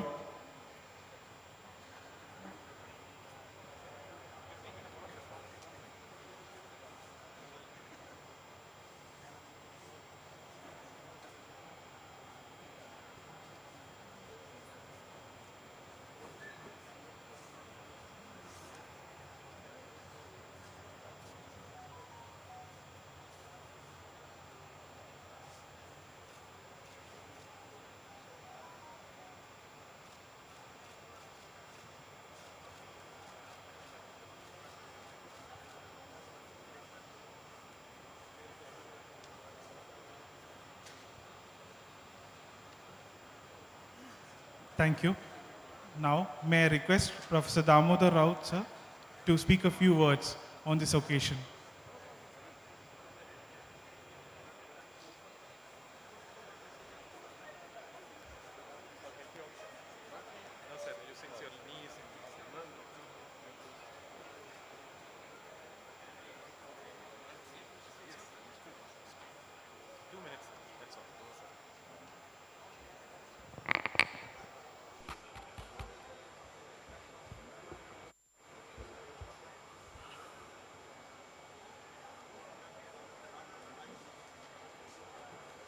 Professor Sanjay Behari, Professor Ishwar, and my friends.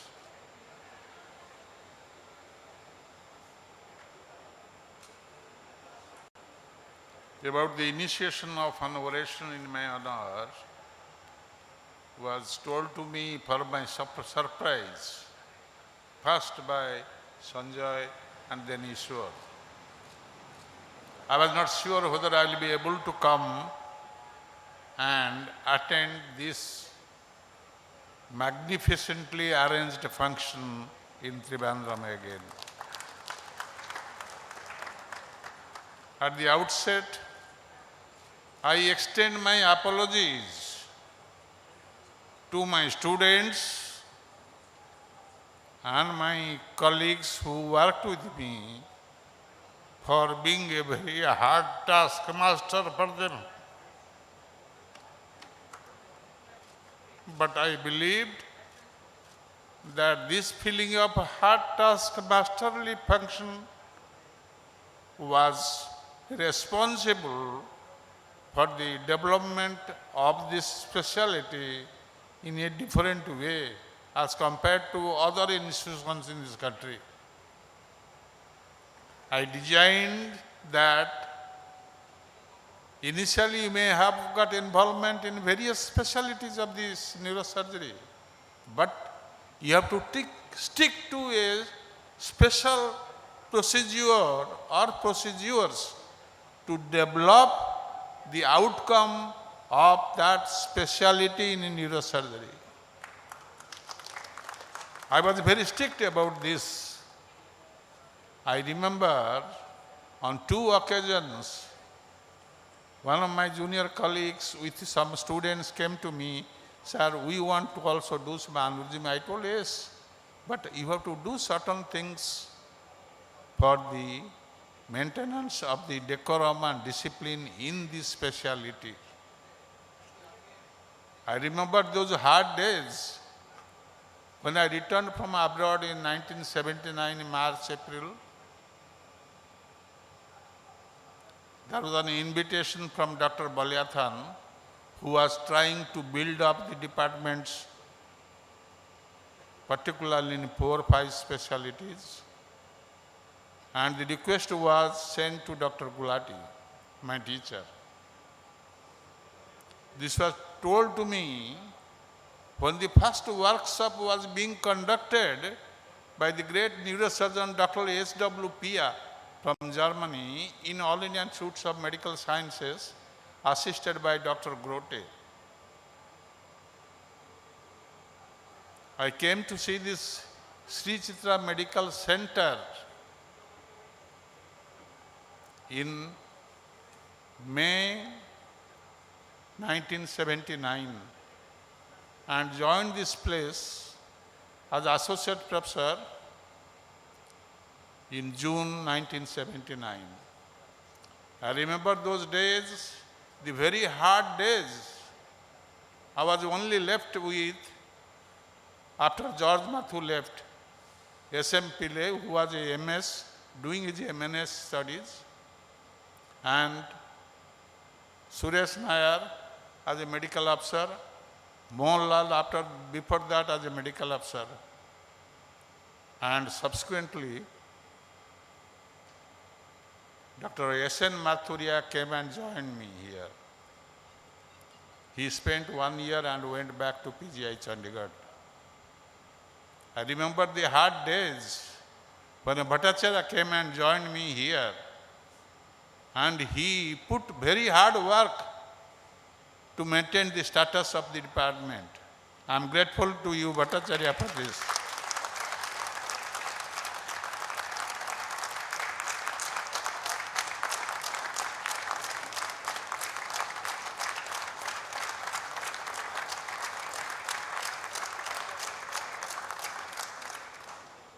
I remember very vividly the experimental research projects with what difficulty you carried on here. Krishna used to travel every week 200 kilometers for fixation of the vasospastic vessels and bring the slides at night and reach 10 o'clock. Purohit struggled hard to develop experimental hydrocephalus in dogs. We had so many projects on this aspect, and so many of them. I was really a very hard taskmaster. I feel pity on you that time, but I could not spell it out. It was in my heart of hearts. Sanjay came and joined Sri Chitra Terminal Institute as a postgraduate. But after about a month, his wife was selected for the post-graduation, and he told his father, "What should I do, sir?" His father told, "You go and talk to uncle." He came and approached me, "Sir, this is my situation, what should I do?" I told, "You go and join your wife." That's how he went back from here to Lucknow. Jain is sitting here somewhere. He came after I took Bhattacharya just 1 month before that for a job in neurosurgery. I told frankly, I have already taken Bhattacharya. The days have gone. The good work of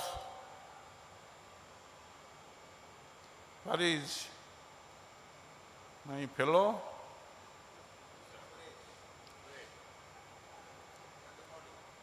Chandramouli, I am looking for Chandramouli only. Here, he is here. He subsequently came and joined. Bhaskar came and joined from Madras. So like that things went on and went on. I remember 1981 NSI conference. How quickly our people can be biased and be fooled. Lexell came and targeted the feeding arteries to the AVMs and did the angiogram soon after that. No AVM is seen.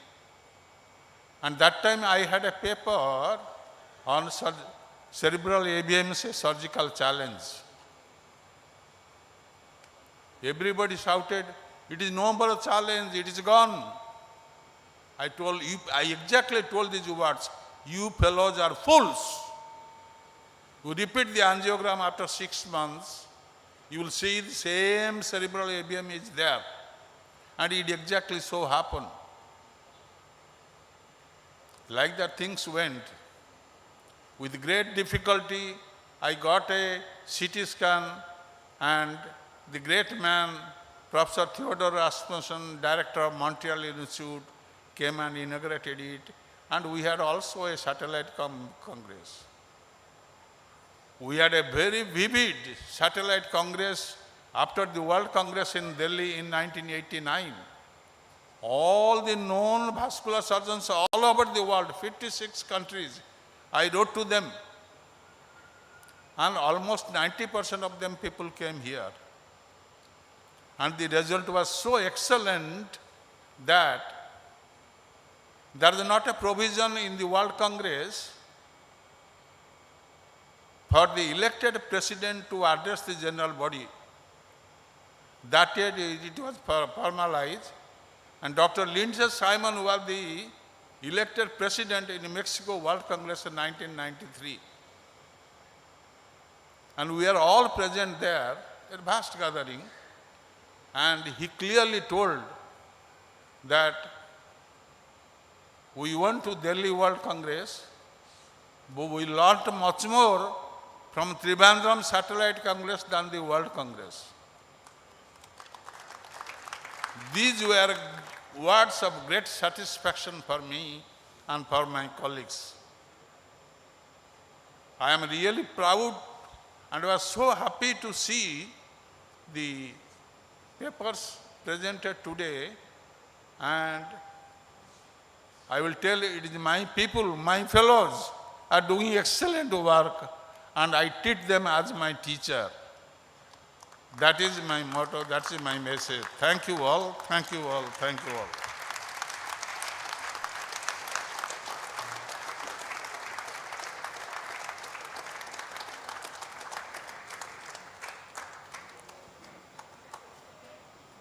Thank you, sir.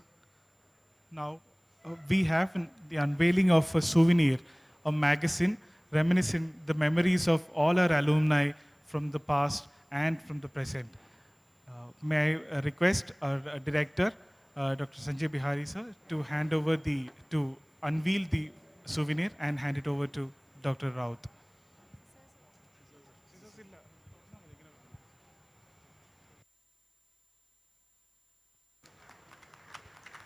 The souvenir is named Brain Life Musings and Memoirs, and this has the list of all our alumni from which includes our alumni faculties and our residents and the postdoctoral fellows. And there are musings and reminiscences from few of our alumni that has also been included into this magazine. I request all the alumni members of this institute to please collect the souvenirs from the registration desk.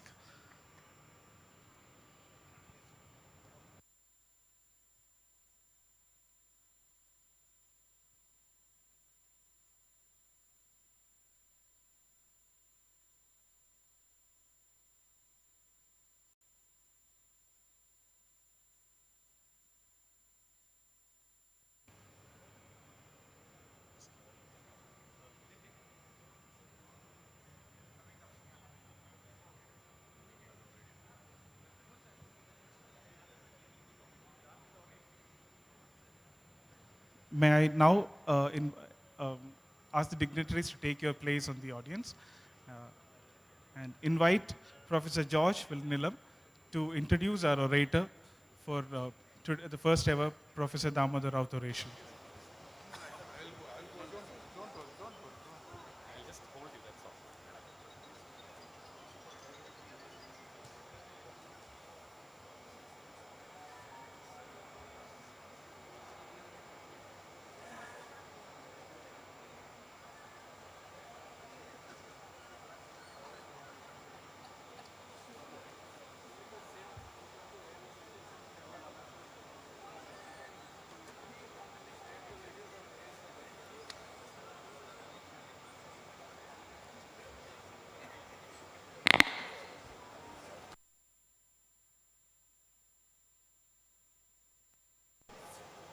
Respected Professor Raut sir, Annapurna madam, respected senior faculty, my dear teachers and friends. A warm welcome to you once again to this much awaited event that brought us all together, the Professor Damodar Rout first oration by Professor Sunil Patel. As neurosurgeons, we are all used to giving presentations, operative videos, but introducing a legend is a tall and a tough task because there's always a looming fear behind you whether you will be able to do justice to this task. And when I had an interaction with most of the people today here in the audience, I found that all of us are divided into one of the 5 groups. We have Professor Sanjay Bihari and Professor Ishwar who are in the first group who swear by Professor Sunil Patel and say that we truly adore Professor Sunil Patel. There are a few others who say that I have heard a lot about Professor Patel. And there are a few who told me that I have met Professor Patel just once. Someone told me that, my teacher's friend worked with Professor Patel. And some of you have been, very, very downright honest and said that I'm looking forward to know Professor Patel. But I'm sure that at the end of this 1 hour now, all of you will be in this first group who says that I simply adore Professor Patel. And I'm sure some of you would ask us, where is Professor Patel's next oration scheduled? And Dr. Ishwar fears that maybe some of the residents here will approach him on Monday morning saying that, can we just leave and join Professor Patel's residency or fellowship program? So it's my proud privilege today to introduce to you Professor Sunil Patel, our first Professor Damodar Rout orator, who is the professor and chairman of the Department of Neurosurgery at the Medical University of South Carolina. And as our Honorable Director, Professor Sanjay Bihari sir said, one of the few chairs of neurosurgery in the United States who has completed almost close to 2 decades of chairmanship. And since 1991, Professor Patel has been at the MUSC, which is a very, very high volume neurosurgery center founded in 1824 at Charleston, and the time there now is almost past midnight, and Professor Patel would be joining us past midnight at his hometown. The university has 14 hospitals with 2,500 beds. Professor Patel's journey extends over 3 continents. It began in the continent of Africa, where he grew up in Tanzania and Zambia, going to school and the early school days over there. He has very, very strong roots in Mumbai and many parts of India. And his present place of work is on the east coast of the United States at MUSC Medical School. And he's done his medical school at MUSC and also his neurosurgical residency at MUSC. Perhaps Professor Patel would not spare me if I do not speak about his mentors. And this is perhaps Professor Patel's biggest mentor, the late Professor Fanor Perot, who has been the chair at MUSC for almost 3 decades, from 1968 to 1997. And always when we have a neurosurgeon from the United States or any part of the world, we try to draw a parallel and connect. So the connect here is that Professor Fanor Perot was preceded by Professor Julian Yeomans as the chair of neurosurgery at MUSC, and I think there's nobody here who hasn't poured through the pages of the Yeomans textbook of neurosurgery.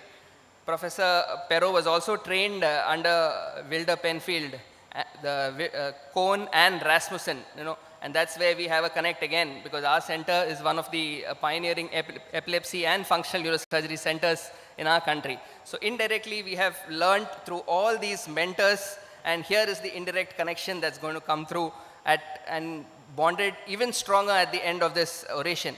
Professor Fanor is also someone who has pioneered and introduced the term transthoracic discectomy.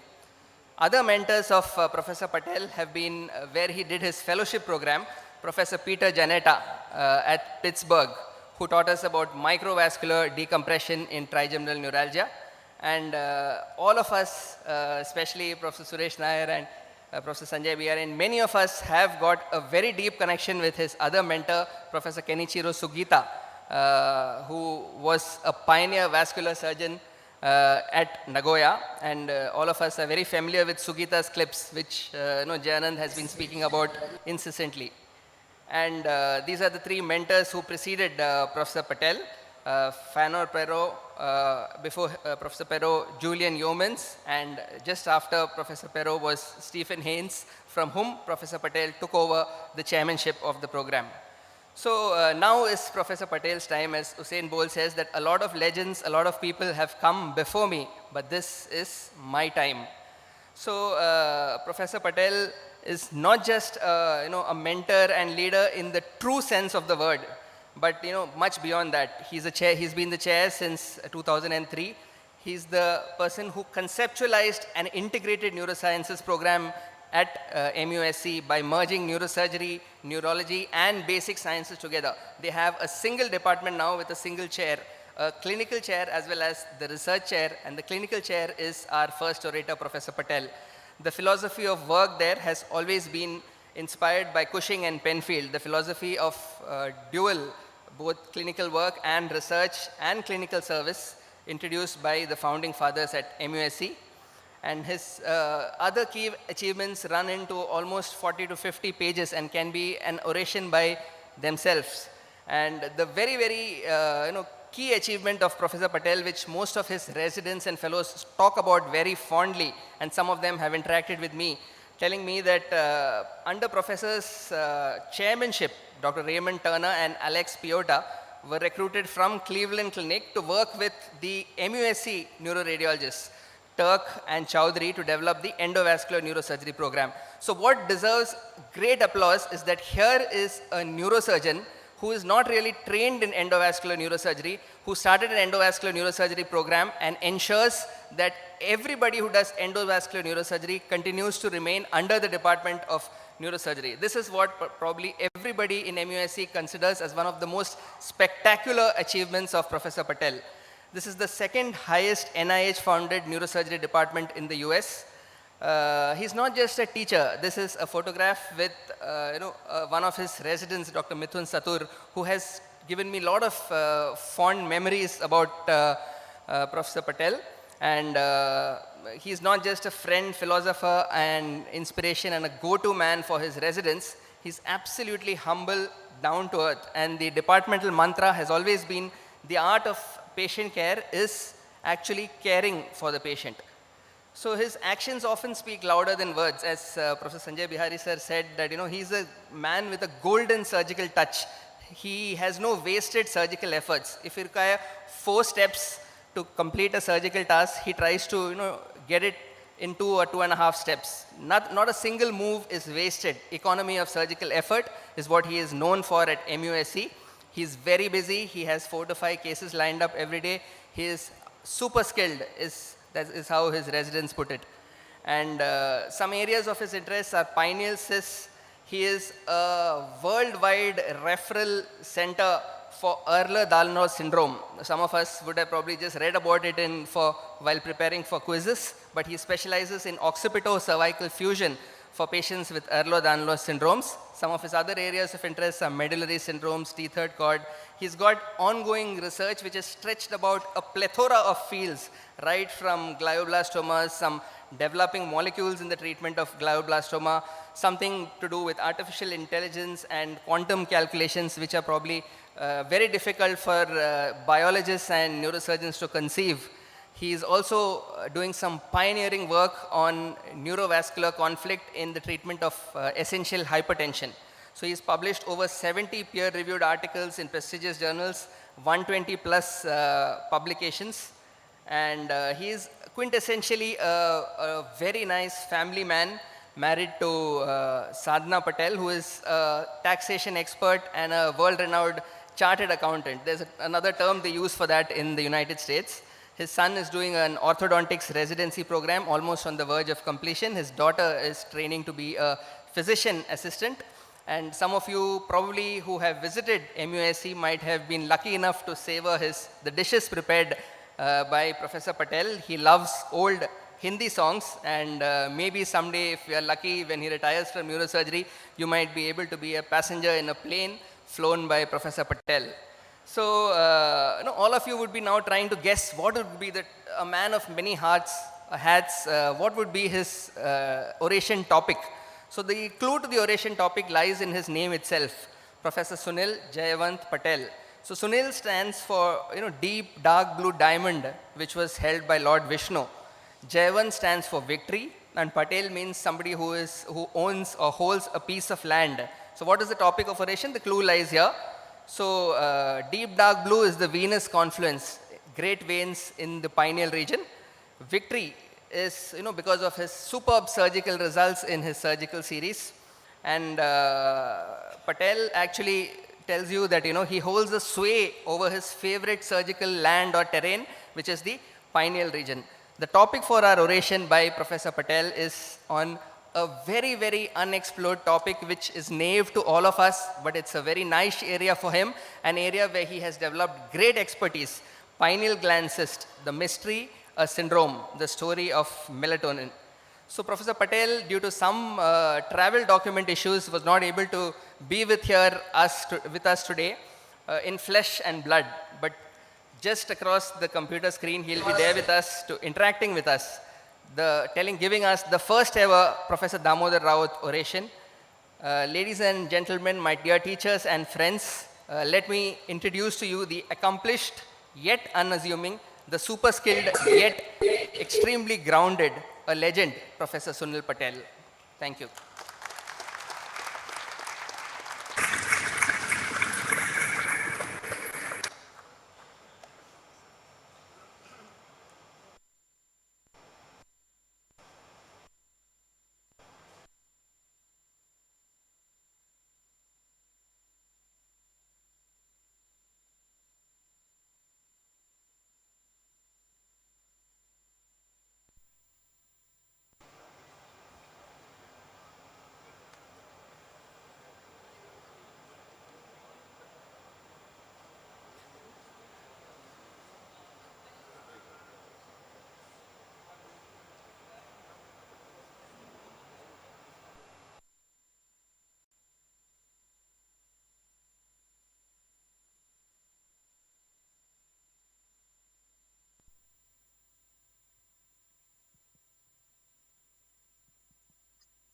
Tell him to unmute. Can you please unmute your mic, Dr. Patel?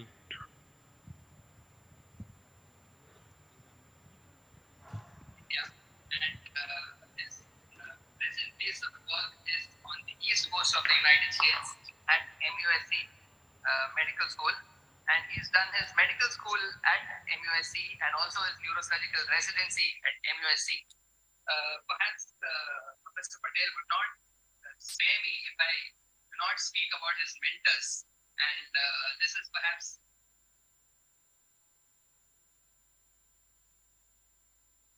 Hello?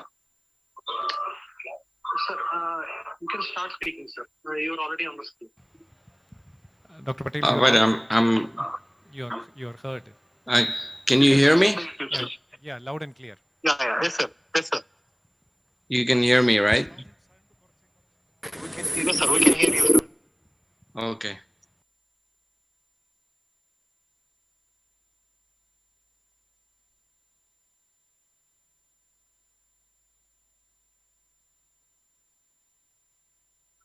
Biggest mentor, the late Professor Damodar Rout, who has been chair at MUSC for almost 3 decades, from 1968 to 1997.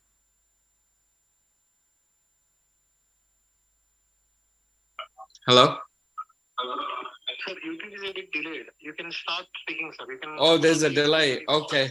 All right. As long as everybody can see me. Yes, we can see you, sir, and you can start off, sir. Okay.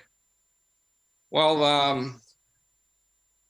thank you, Dr. Bihari, for inviting me to this oration. I'm actually very surprised that you invited me to the first oration for Dr. Rout. I've been listening all evening and very impressed.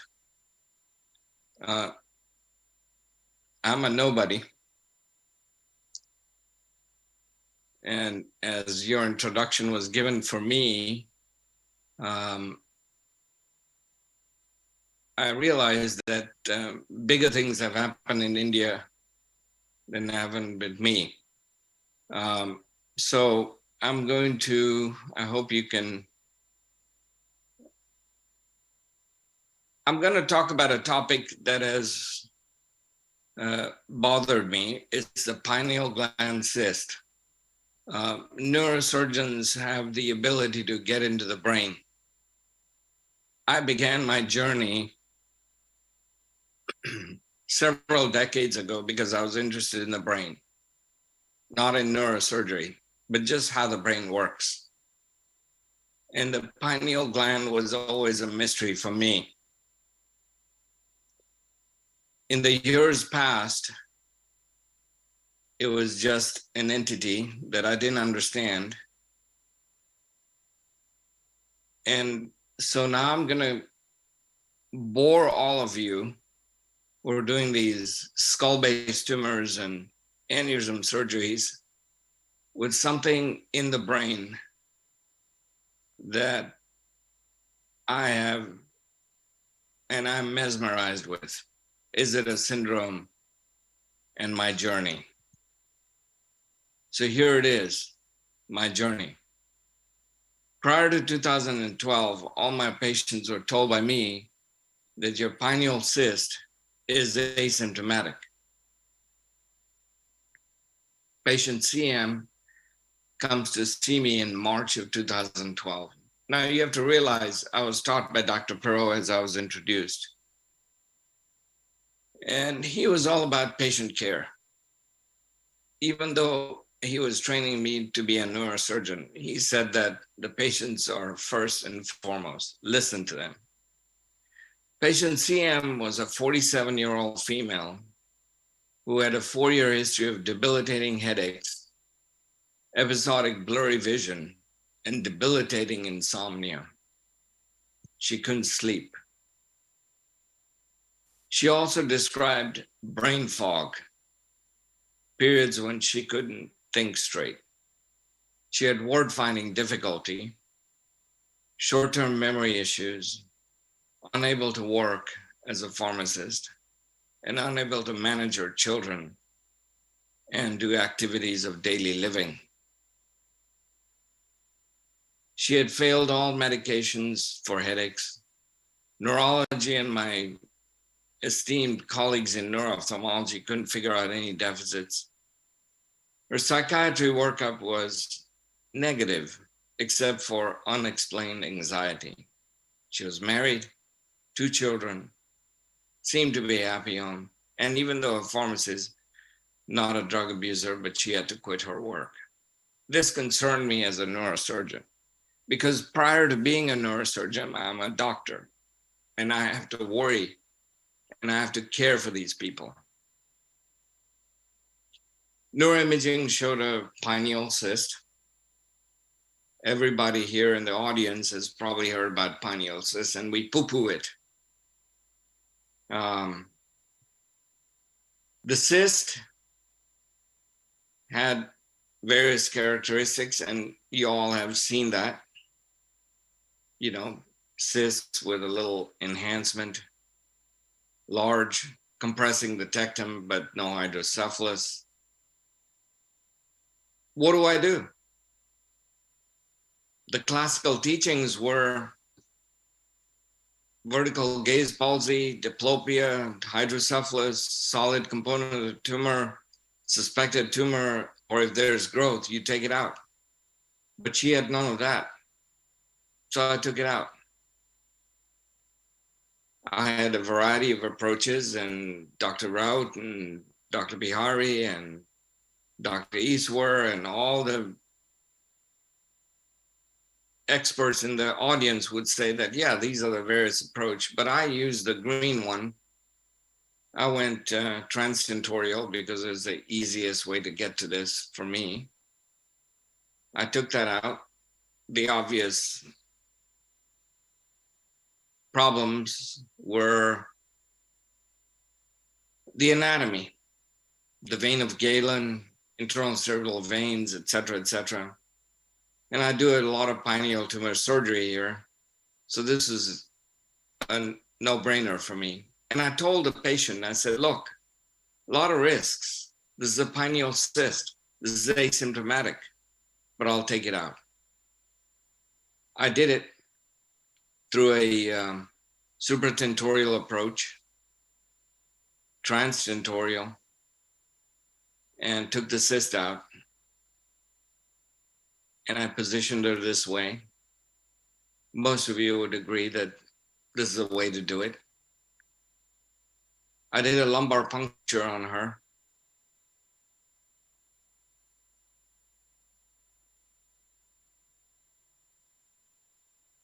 Mindful of the sagittal sinus, I didn't want to tear it. And later on in this talk, I will show you how I did not be mindful of it, and I had a death from a sagittal sinus injury. Retracting the brain just below the lambdoid suture. I use a 3D exoscope to do all my surgeries. I think it's better than the microscope, but that's because I like 3D views.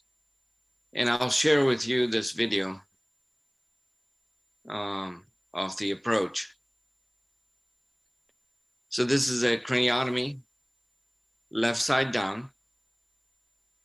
What you see is the tentorium, and this is a probe that helps me navigate the robotic camera. Straight sinus, tentorial edge, cauterize the tentorial edge, cut it to gain access into the quadrigeminal cistern.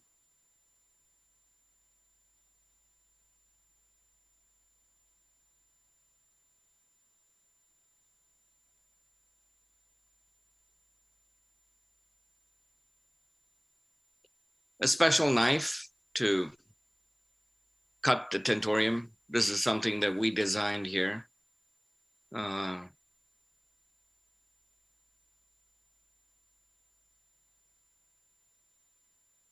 Cutting the final part of the tentorial edge.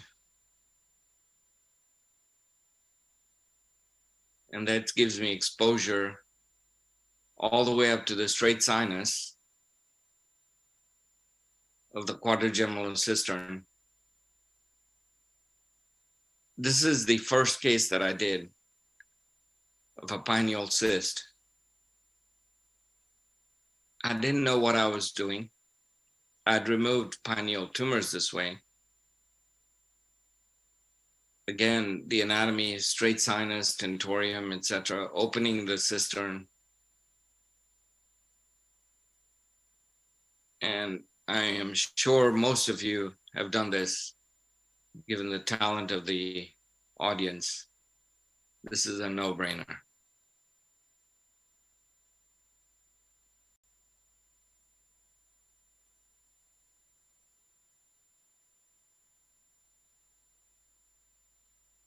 I saw the cyst.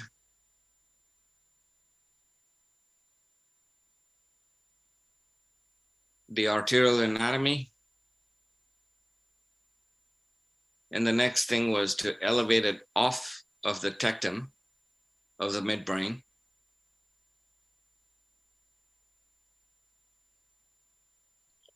Cauterizing the arterial feeders to the pineal cyst. Draining the cyst. And then finally mobilizing the whole pineal cystic gland and removing it. I could see the third ventricle, and I knew I was done. Posterior commissure, colliculi, for the third ventricular floor and the aqueduct. I could see them all, but I removed the pineal gland. The first pineal gland I've ever removed in a human.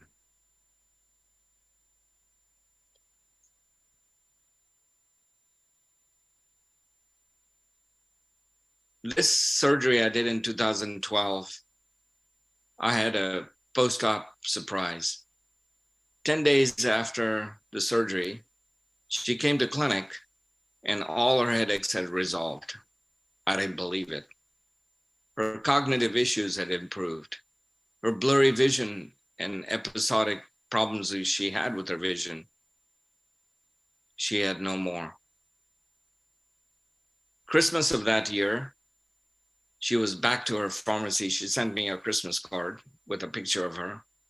She was back to her usual activities of daily living, at home, managing her children and her husband. So since then, I embarked on removing cystic pineal, what I thought was tumors. 38 patients, we published it in the International Journal of Neuro-Oncology. And my criteria changed to which cystic pineal lesions I should treat. An episodic or constant headache, pressure behind the eyes, insomnia, blurry vision, nausea, episodes of brain fog, short-term memory issues, word-finding difficulty, difficulty focusing, tinnitus, and the list goes on. I couldn't make sense of the size anymore. 9 to 18 millimeters was what my data showed.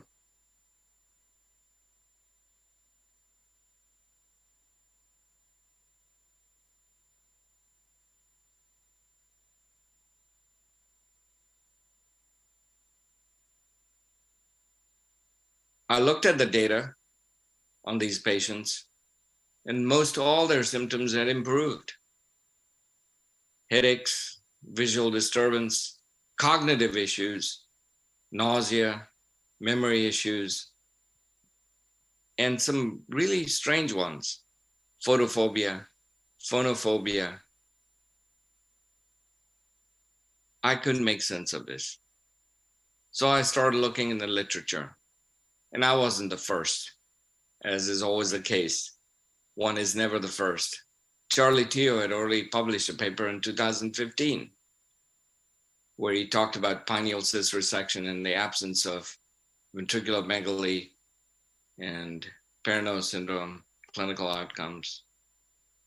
His series was a series of 18 patients out of 86 patients that he had seen with pineal cyst over 13 years, headaches, vision, syncope, hypersomnia.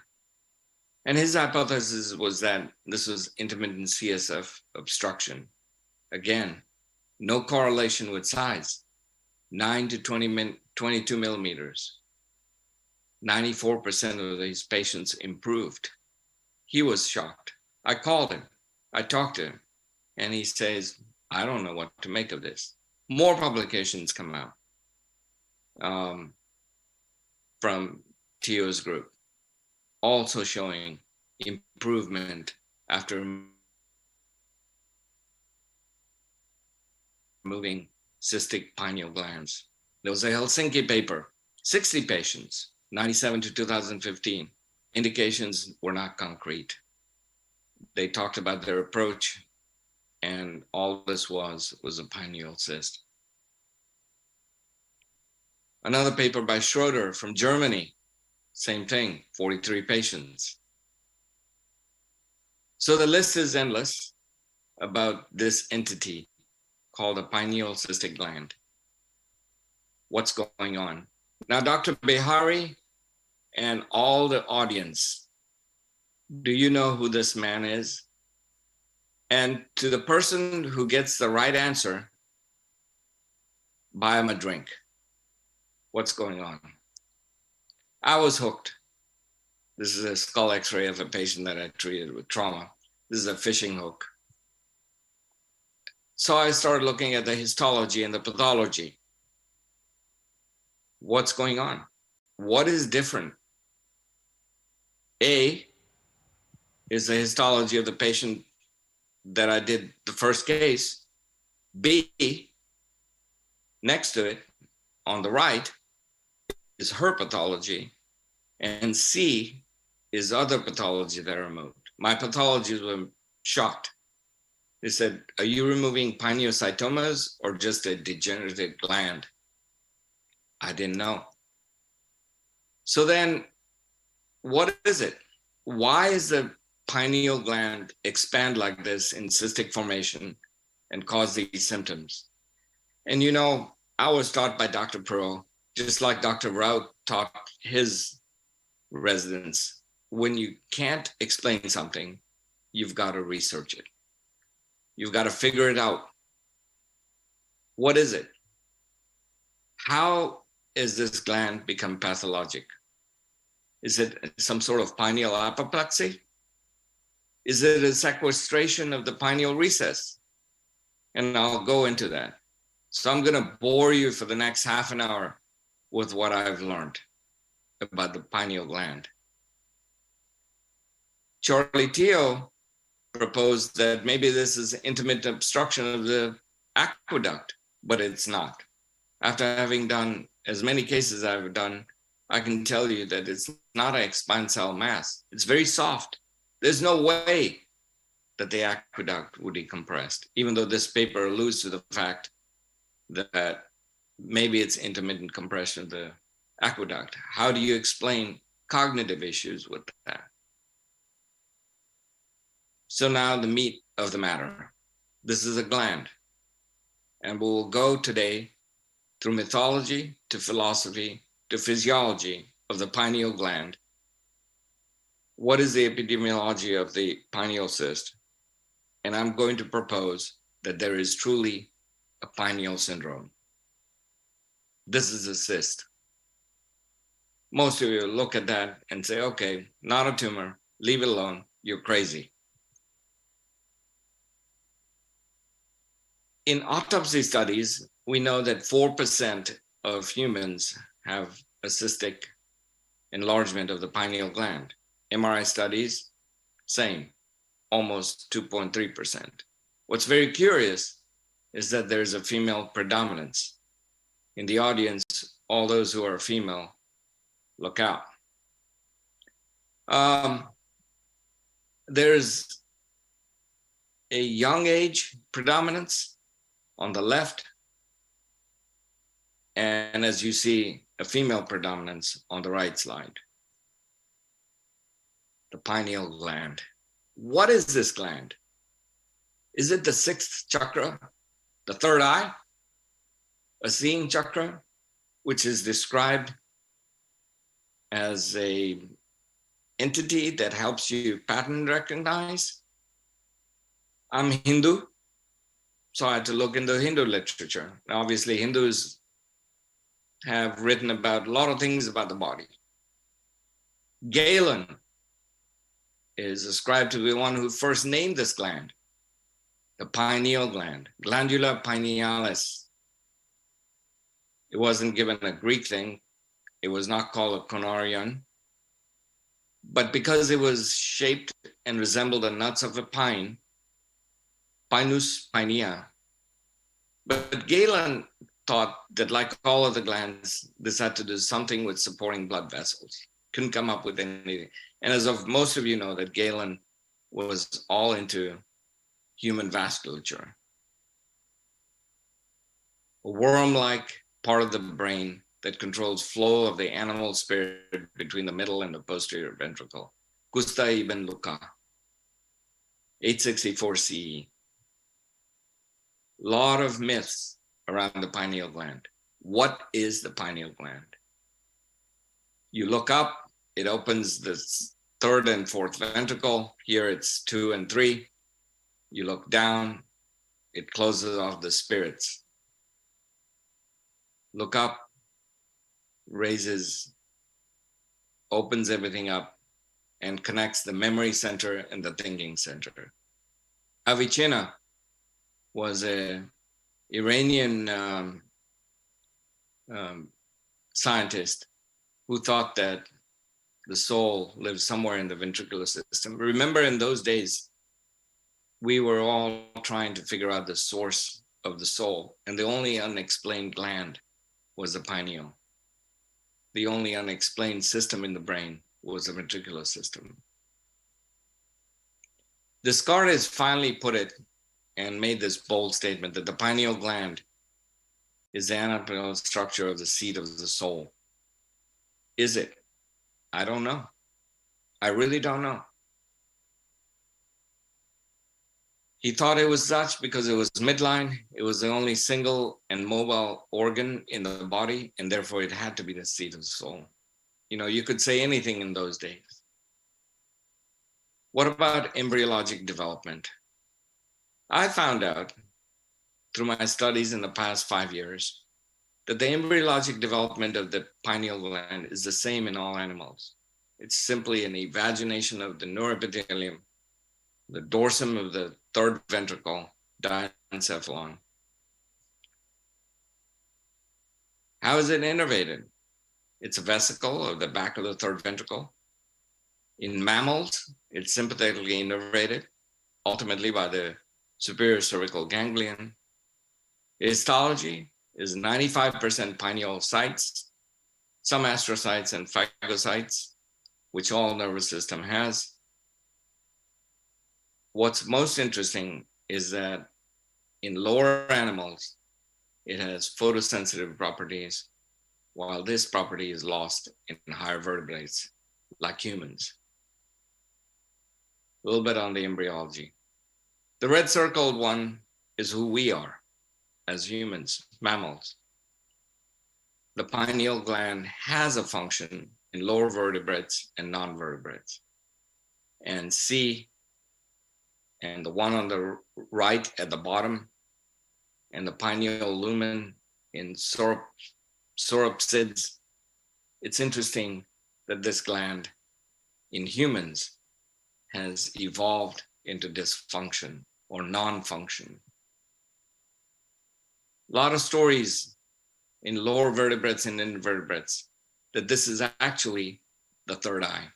In fact, in lampreys, teleosts, and lizards, it maintains its ability to have photoreception. In humans, it doesn't. Although there are some cells that have photoreceptive properties, there's no light getting into the pineal gland in humans. It's a parietal in reptiles, and this is the anatomy in humans. It has a body, an apex, a stalk, completely separated from the CSF. We have a pineal recess, but I'm not sure what the function of this gland is. Anatomically, it has no connection other than being innervated. Arterial supply. I'm doing all these studies, looking at it. It does have an arterial supply, the most significant of which is the lateral pineal artery that I cauterized in the operation that I just showed you. Anatomically, we know where it's at. Its surrounding neurologic anatomy is the ventricular commissure, the posterior commissure, and the superior colliculi. Venous anatomy. I don't need to spend much more time on this because I know the audience is very aware of this anatomy. Its histology, normally, lots of pineocytes, some astrocytes. 3 types of pineocytes in humans. A photoreceptor one, very few cells. A modified photoreceptor, rudimentary, not functional. But the majority of pineocytes in humans are what we call PSS. They're not photosensory. Big discovery about the pineal gland in 1958, that it secretes melatonin. Melatonin was discovered in 1958. What is this vestigial organ? Is it truly the dorsal third eye? And has it now become an endocrine organ in humans? By the way, melatonin is the best sold health supplement. What does it do? It has something to do with sleep. Melatonin helps you sleep. Here's the organic chemistry of melatonin comes from serotonin, a lot of enzymes that help build the melatonin. It's ubiquitous. It's in invertebrates, vertebrates, and in fact, all the way into algae, melatonin exists. It's a light-sensitive hormone. In animals and studies, we know that it has something to do with the biological cycle. Sleep-wake patterns, daylight, darkness, dictated. Light exposure stops release of melatonin, and darkness increases the production. It has something to do with the photoperiodic function of humans. In lower vertebrates, the pineal gland is directly sensing light. Higher vertebrates, like us, no. So how does the pineal gland exist in humans? And how does it produce melatonin? Not by direct stimulation, but indirectly through neural pathways. Retinal light perception, suprachiasmatic connections through the superior cervical ganglion, sympathetic to the pineal. That's what produces melatonin in humans indirectly. This is the circuit, eye, superior suprachiasmatic nucleus, periventricular nucleus, intermediolateral tract in the cord, through the ganglion, back to the pineal. So melatonin, is it a melatonin disorder? Is the pineal syndrome that I'm talking about a melatonin disorder? So another journey begins. Where are the melatonin receptors in humans? It's expressed everywhere, right? There are 3 types of melatonin receptors, MT1, MT2, and sometimes MT3. It has, the receptors for melatonin are in the CNS and the periphery. They're in the retina, suprachiasmatic nucleus, and the pars tuberalis centrally, and peripherally. Look at this. Look at this. There are melatonin receptors in the arterial system, in the kidney, in the pancreas, adrenal gland, mammary tissues, gonads, and the immune system. This small gland is doing more than we think. We have ignored this gland. The pathophysiology. Because it involves all these systems in our body, it could affect puberty, menstrual cycles, reproductive function. And by the way, melatonin inhibits reproductive function. It blocks LH and FSH in the anterior pituitary gland, which is directly is producing. We all know that it's got a circadian and seasonal activity. It affects the reproductive system. We know that it affects mood disorders. It is also a free radical scavenger, higher cancer rates in shift workers. It affects memory because it affects long-term potentiation in neuronal circuits. In lower animals, invertebrates, it affects thermal regulation and motion. This study was phenomenal. This paper showed a direct correlation between levels of melatonin and body temperature. It's an antioxidant. Does it? Pinealectomy in animals stimulates cancer initiation. Early pineal calcification known to and published papers that calcification in children is connected with high pediatric tumors. Blind women reduce breast cancer risk. Who knew that? I didn't. I just found out. Blind women, low melatonin, high melatonin, reduce breast cancer. Nurses, there are nurses in the audience, exposed to rotating shift, 50% increase in breast cancer. These are just provocative things. I like doing this. So what else does a pineal produce? Melatonin is one of them. Serotonin, and obviously the enzymes that help convert serotonin to melatonin. Beta carbolins, alkaloids, MAO inhibitors, magnetites in fish, in humans. Magnetites, ferrous oxide. Is this a GPS system in fish? It has biogenic amines, dopamine, norepinephrine, noradrenaline, epinephrine, histamine, serotonin. It has even GABA.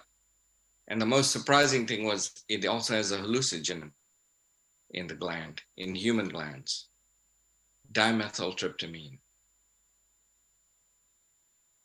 All right, so I've done all my studies on what this gland is, what it produces, how it's innovated, what is its purpose.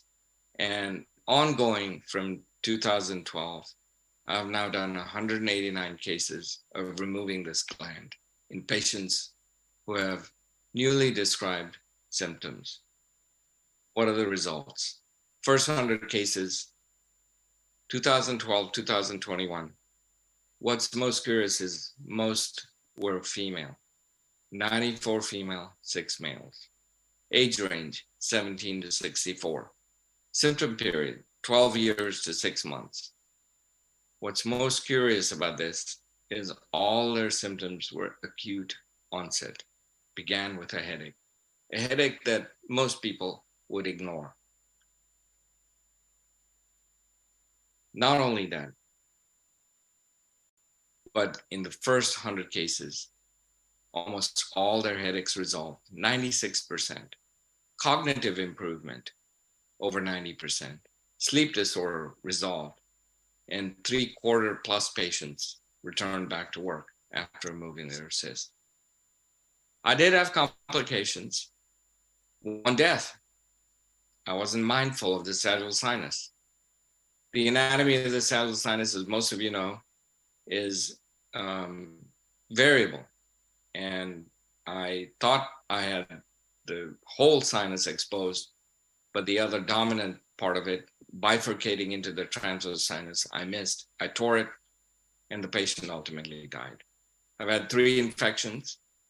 In the first 100 patients, I was using a titanium plate, and almost 1/4 of them came back, wanted the plate out. It's on the back of the head, it's occipital craniotomy. Expectedly, blurry vision, double vision in 34 patients, that was all transient, probably a retraction of the occipital lobe or irritation of the superior colliculus. Here's some more curious things. 23 women improved their oligomenorrhea, abnormal periods. I didn't take that history, but the nurses did in my clinic. And we record everything electronically. So when I'm reviewing the cases, 23 reported back that their abnormal periods improved after removing the pilonal cyst. 12 women had resolution of infertility.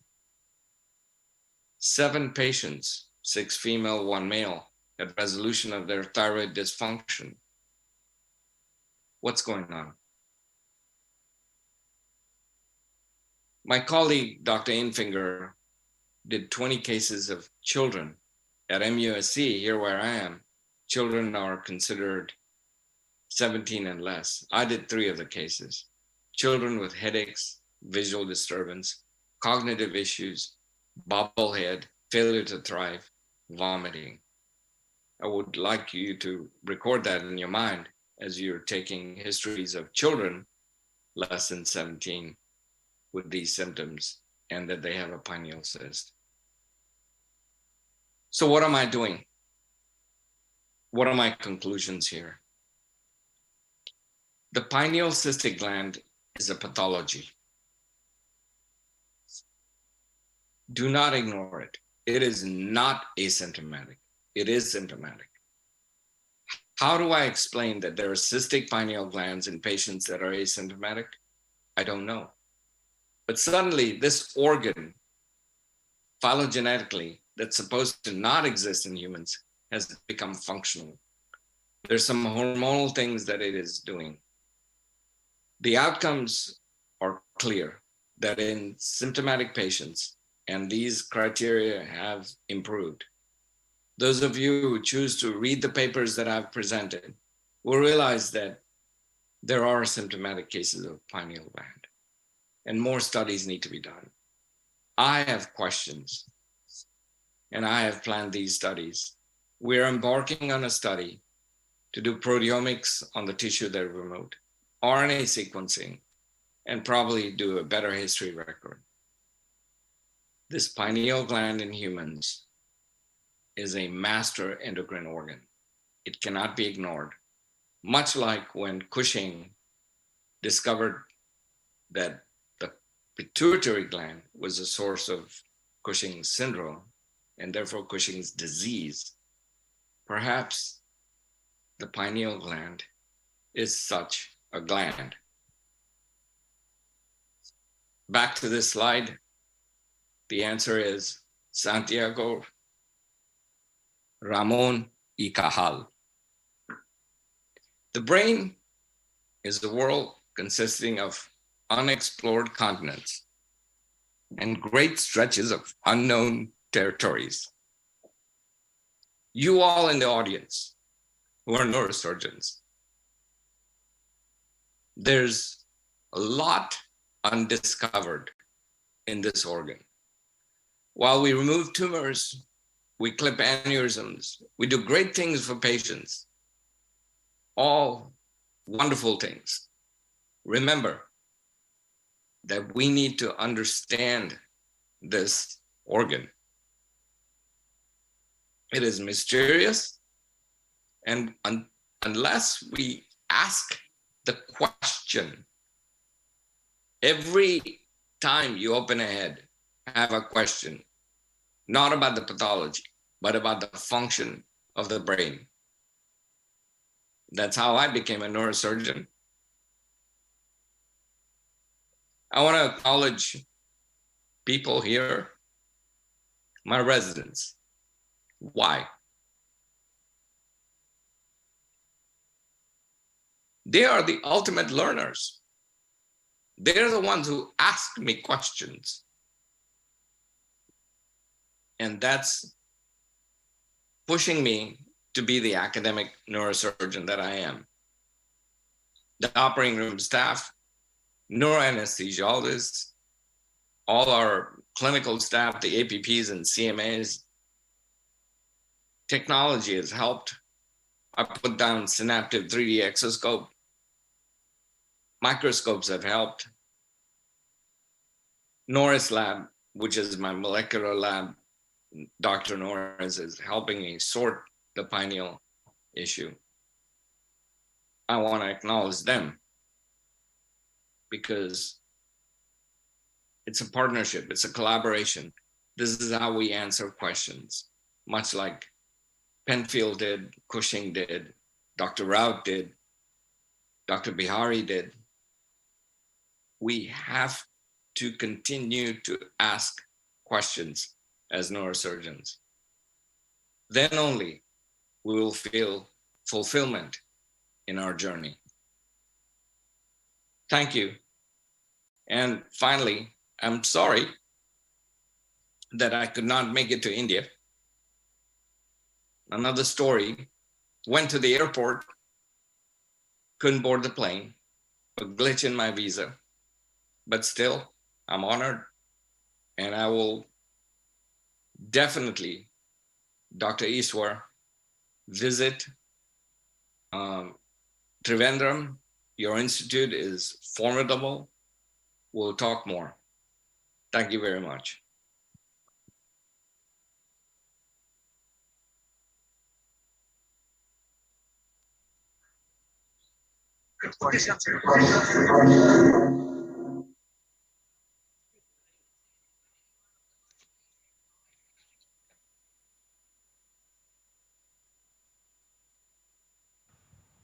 Thank you very much, sir, Dr. Sunil Patel, for joining us today in spite of being very late out there. Can you hear? Thank you again. And I should wish you a good night now, because it is past midnight out there.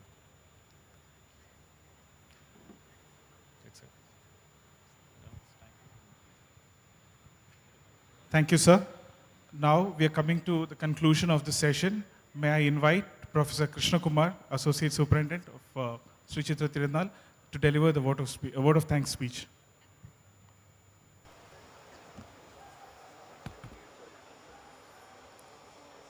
Respected dignitaries, teachers, senior colleagues, and our dear alumni, and our beloved friends from medical institutions across the country.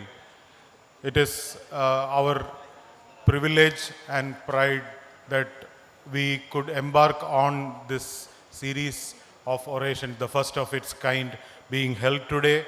And I don't know where to start with thanking, but I think it has been mentioned again and again over each speaker today that we all stand on the shoulders of giants.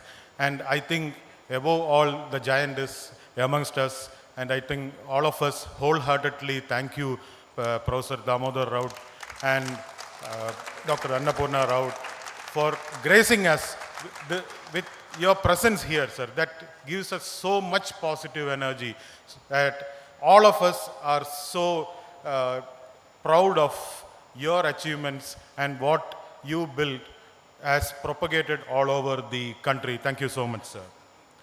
And from the Chitra Neurosurgical Society, from my institute, as well as on the personal behalf of all the alumni, profuse thanks to our orator, Professor Sunil Patel.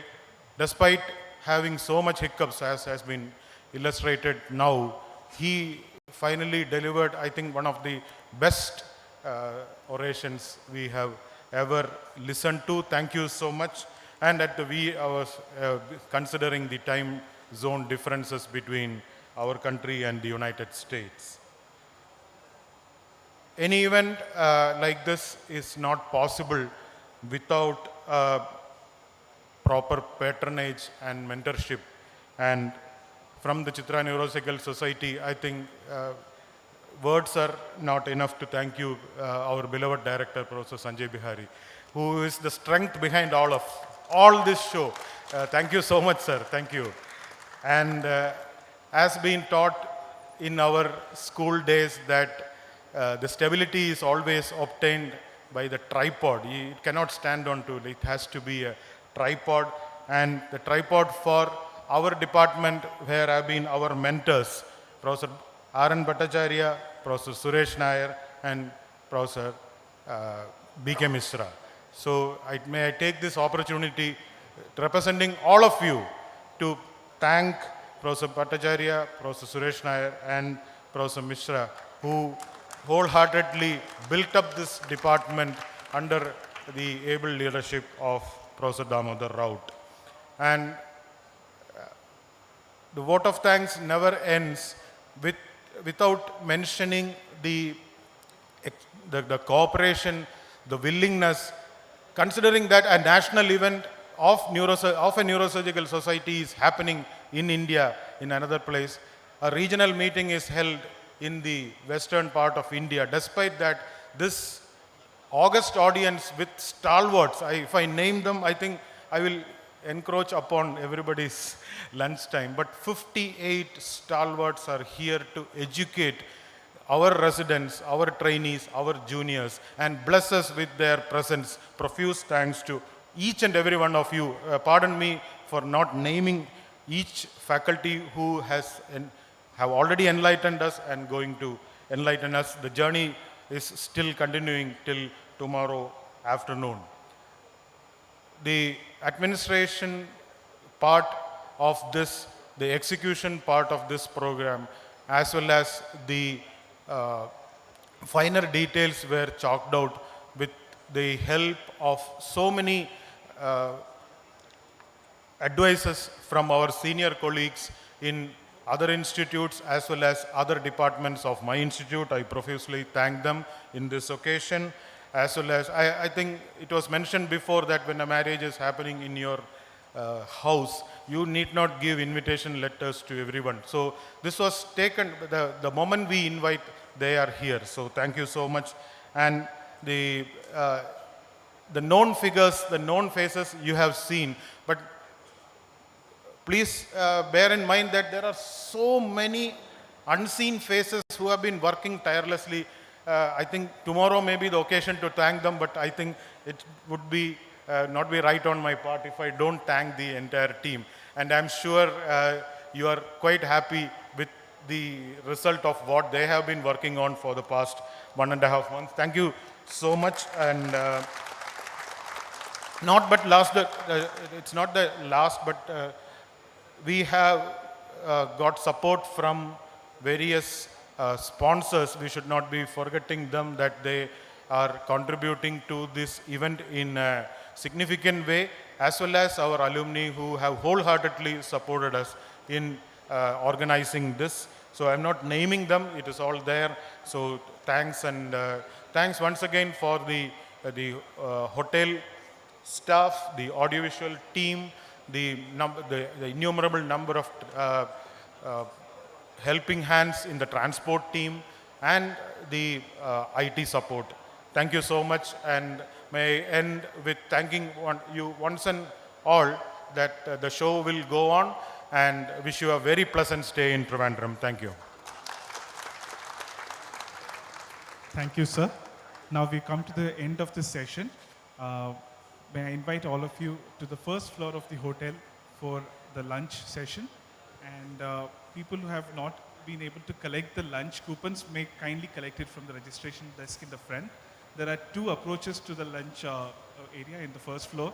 The senior consultants may take the lobby and the lift from there, and there's another exit through the stairs here in front of you. Thank you. Kindly join us back at 2 p.m. sharp for the session 2 of the scientific program.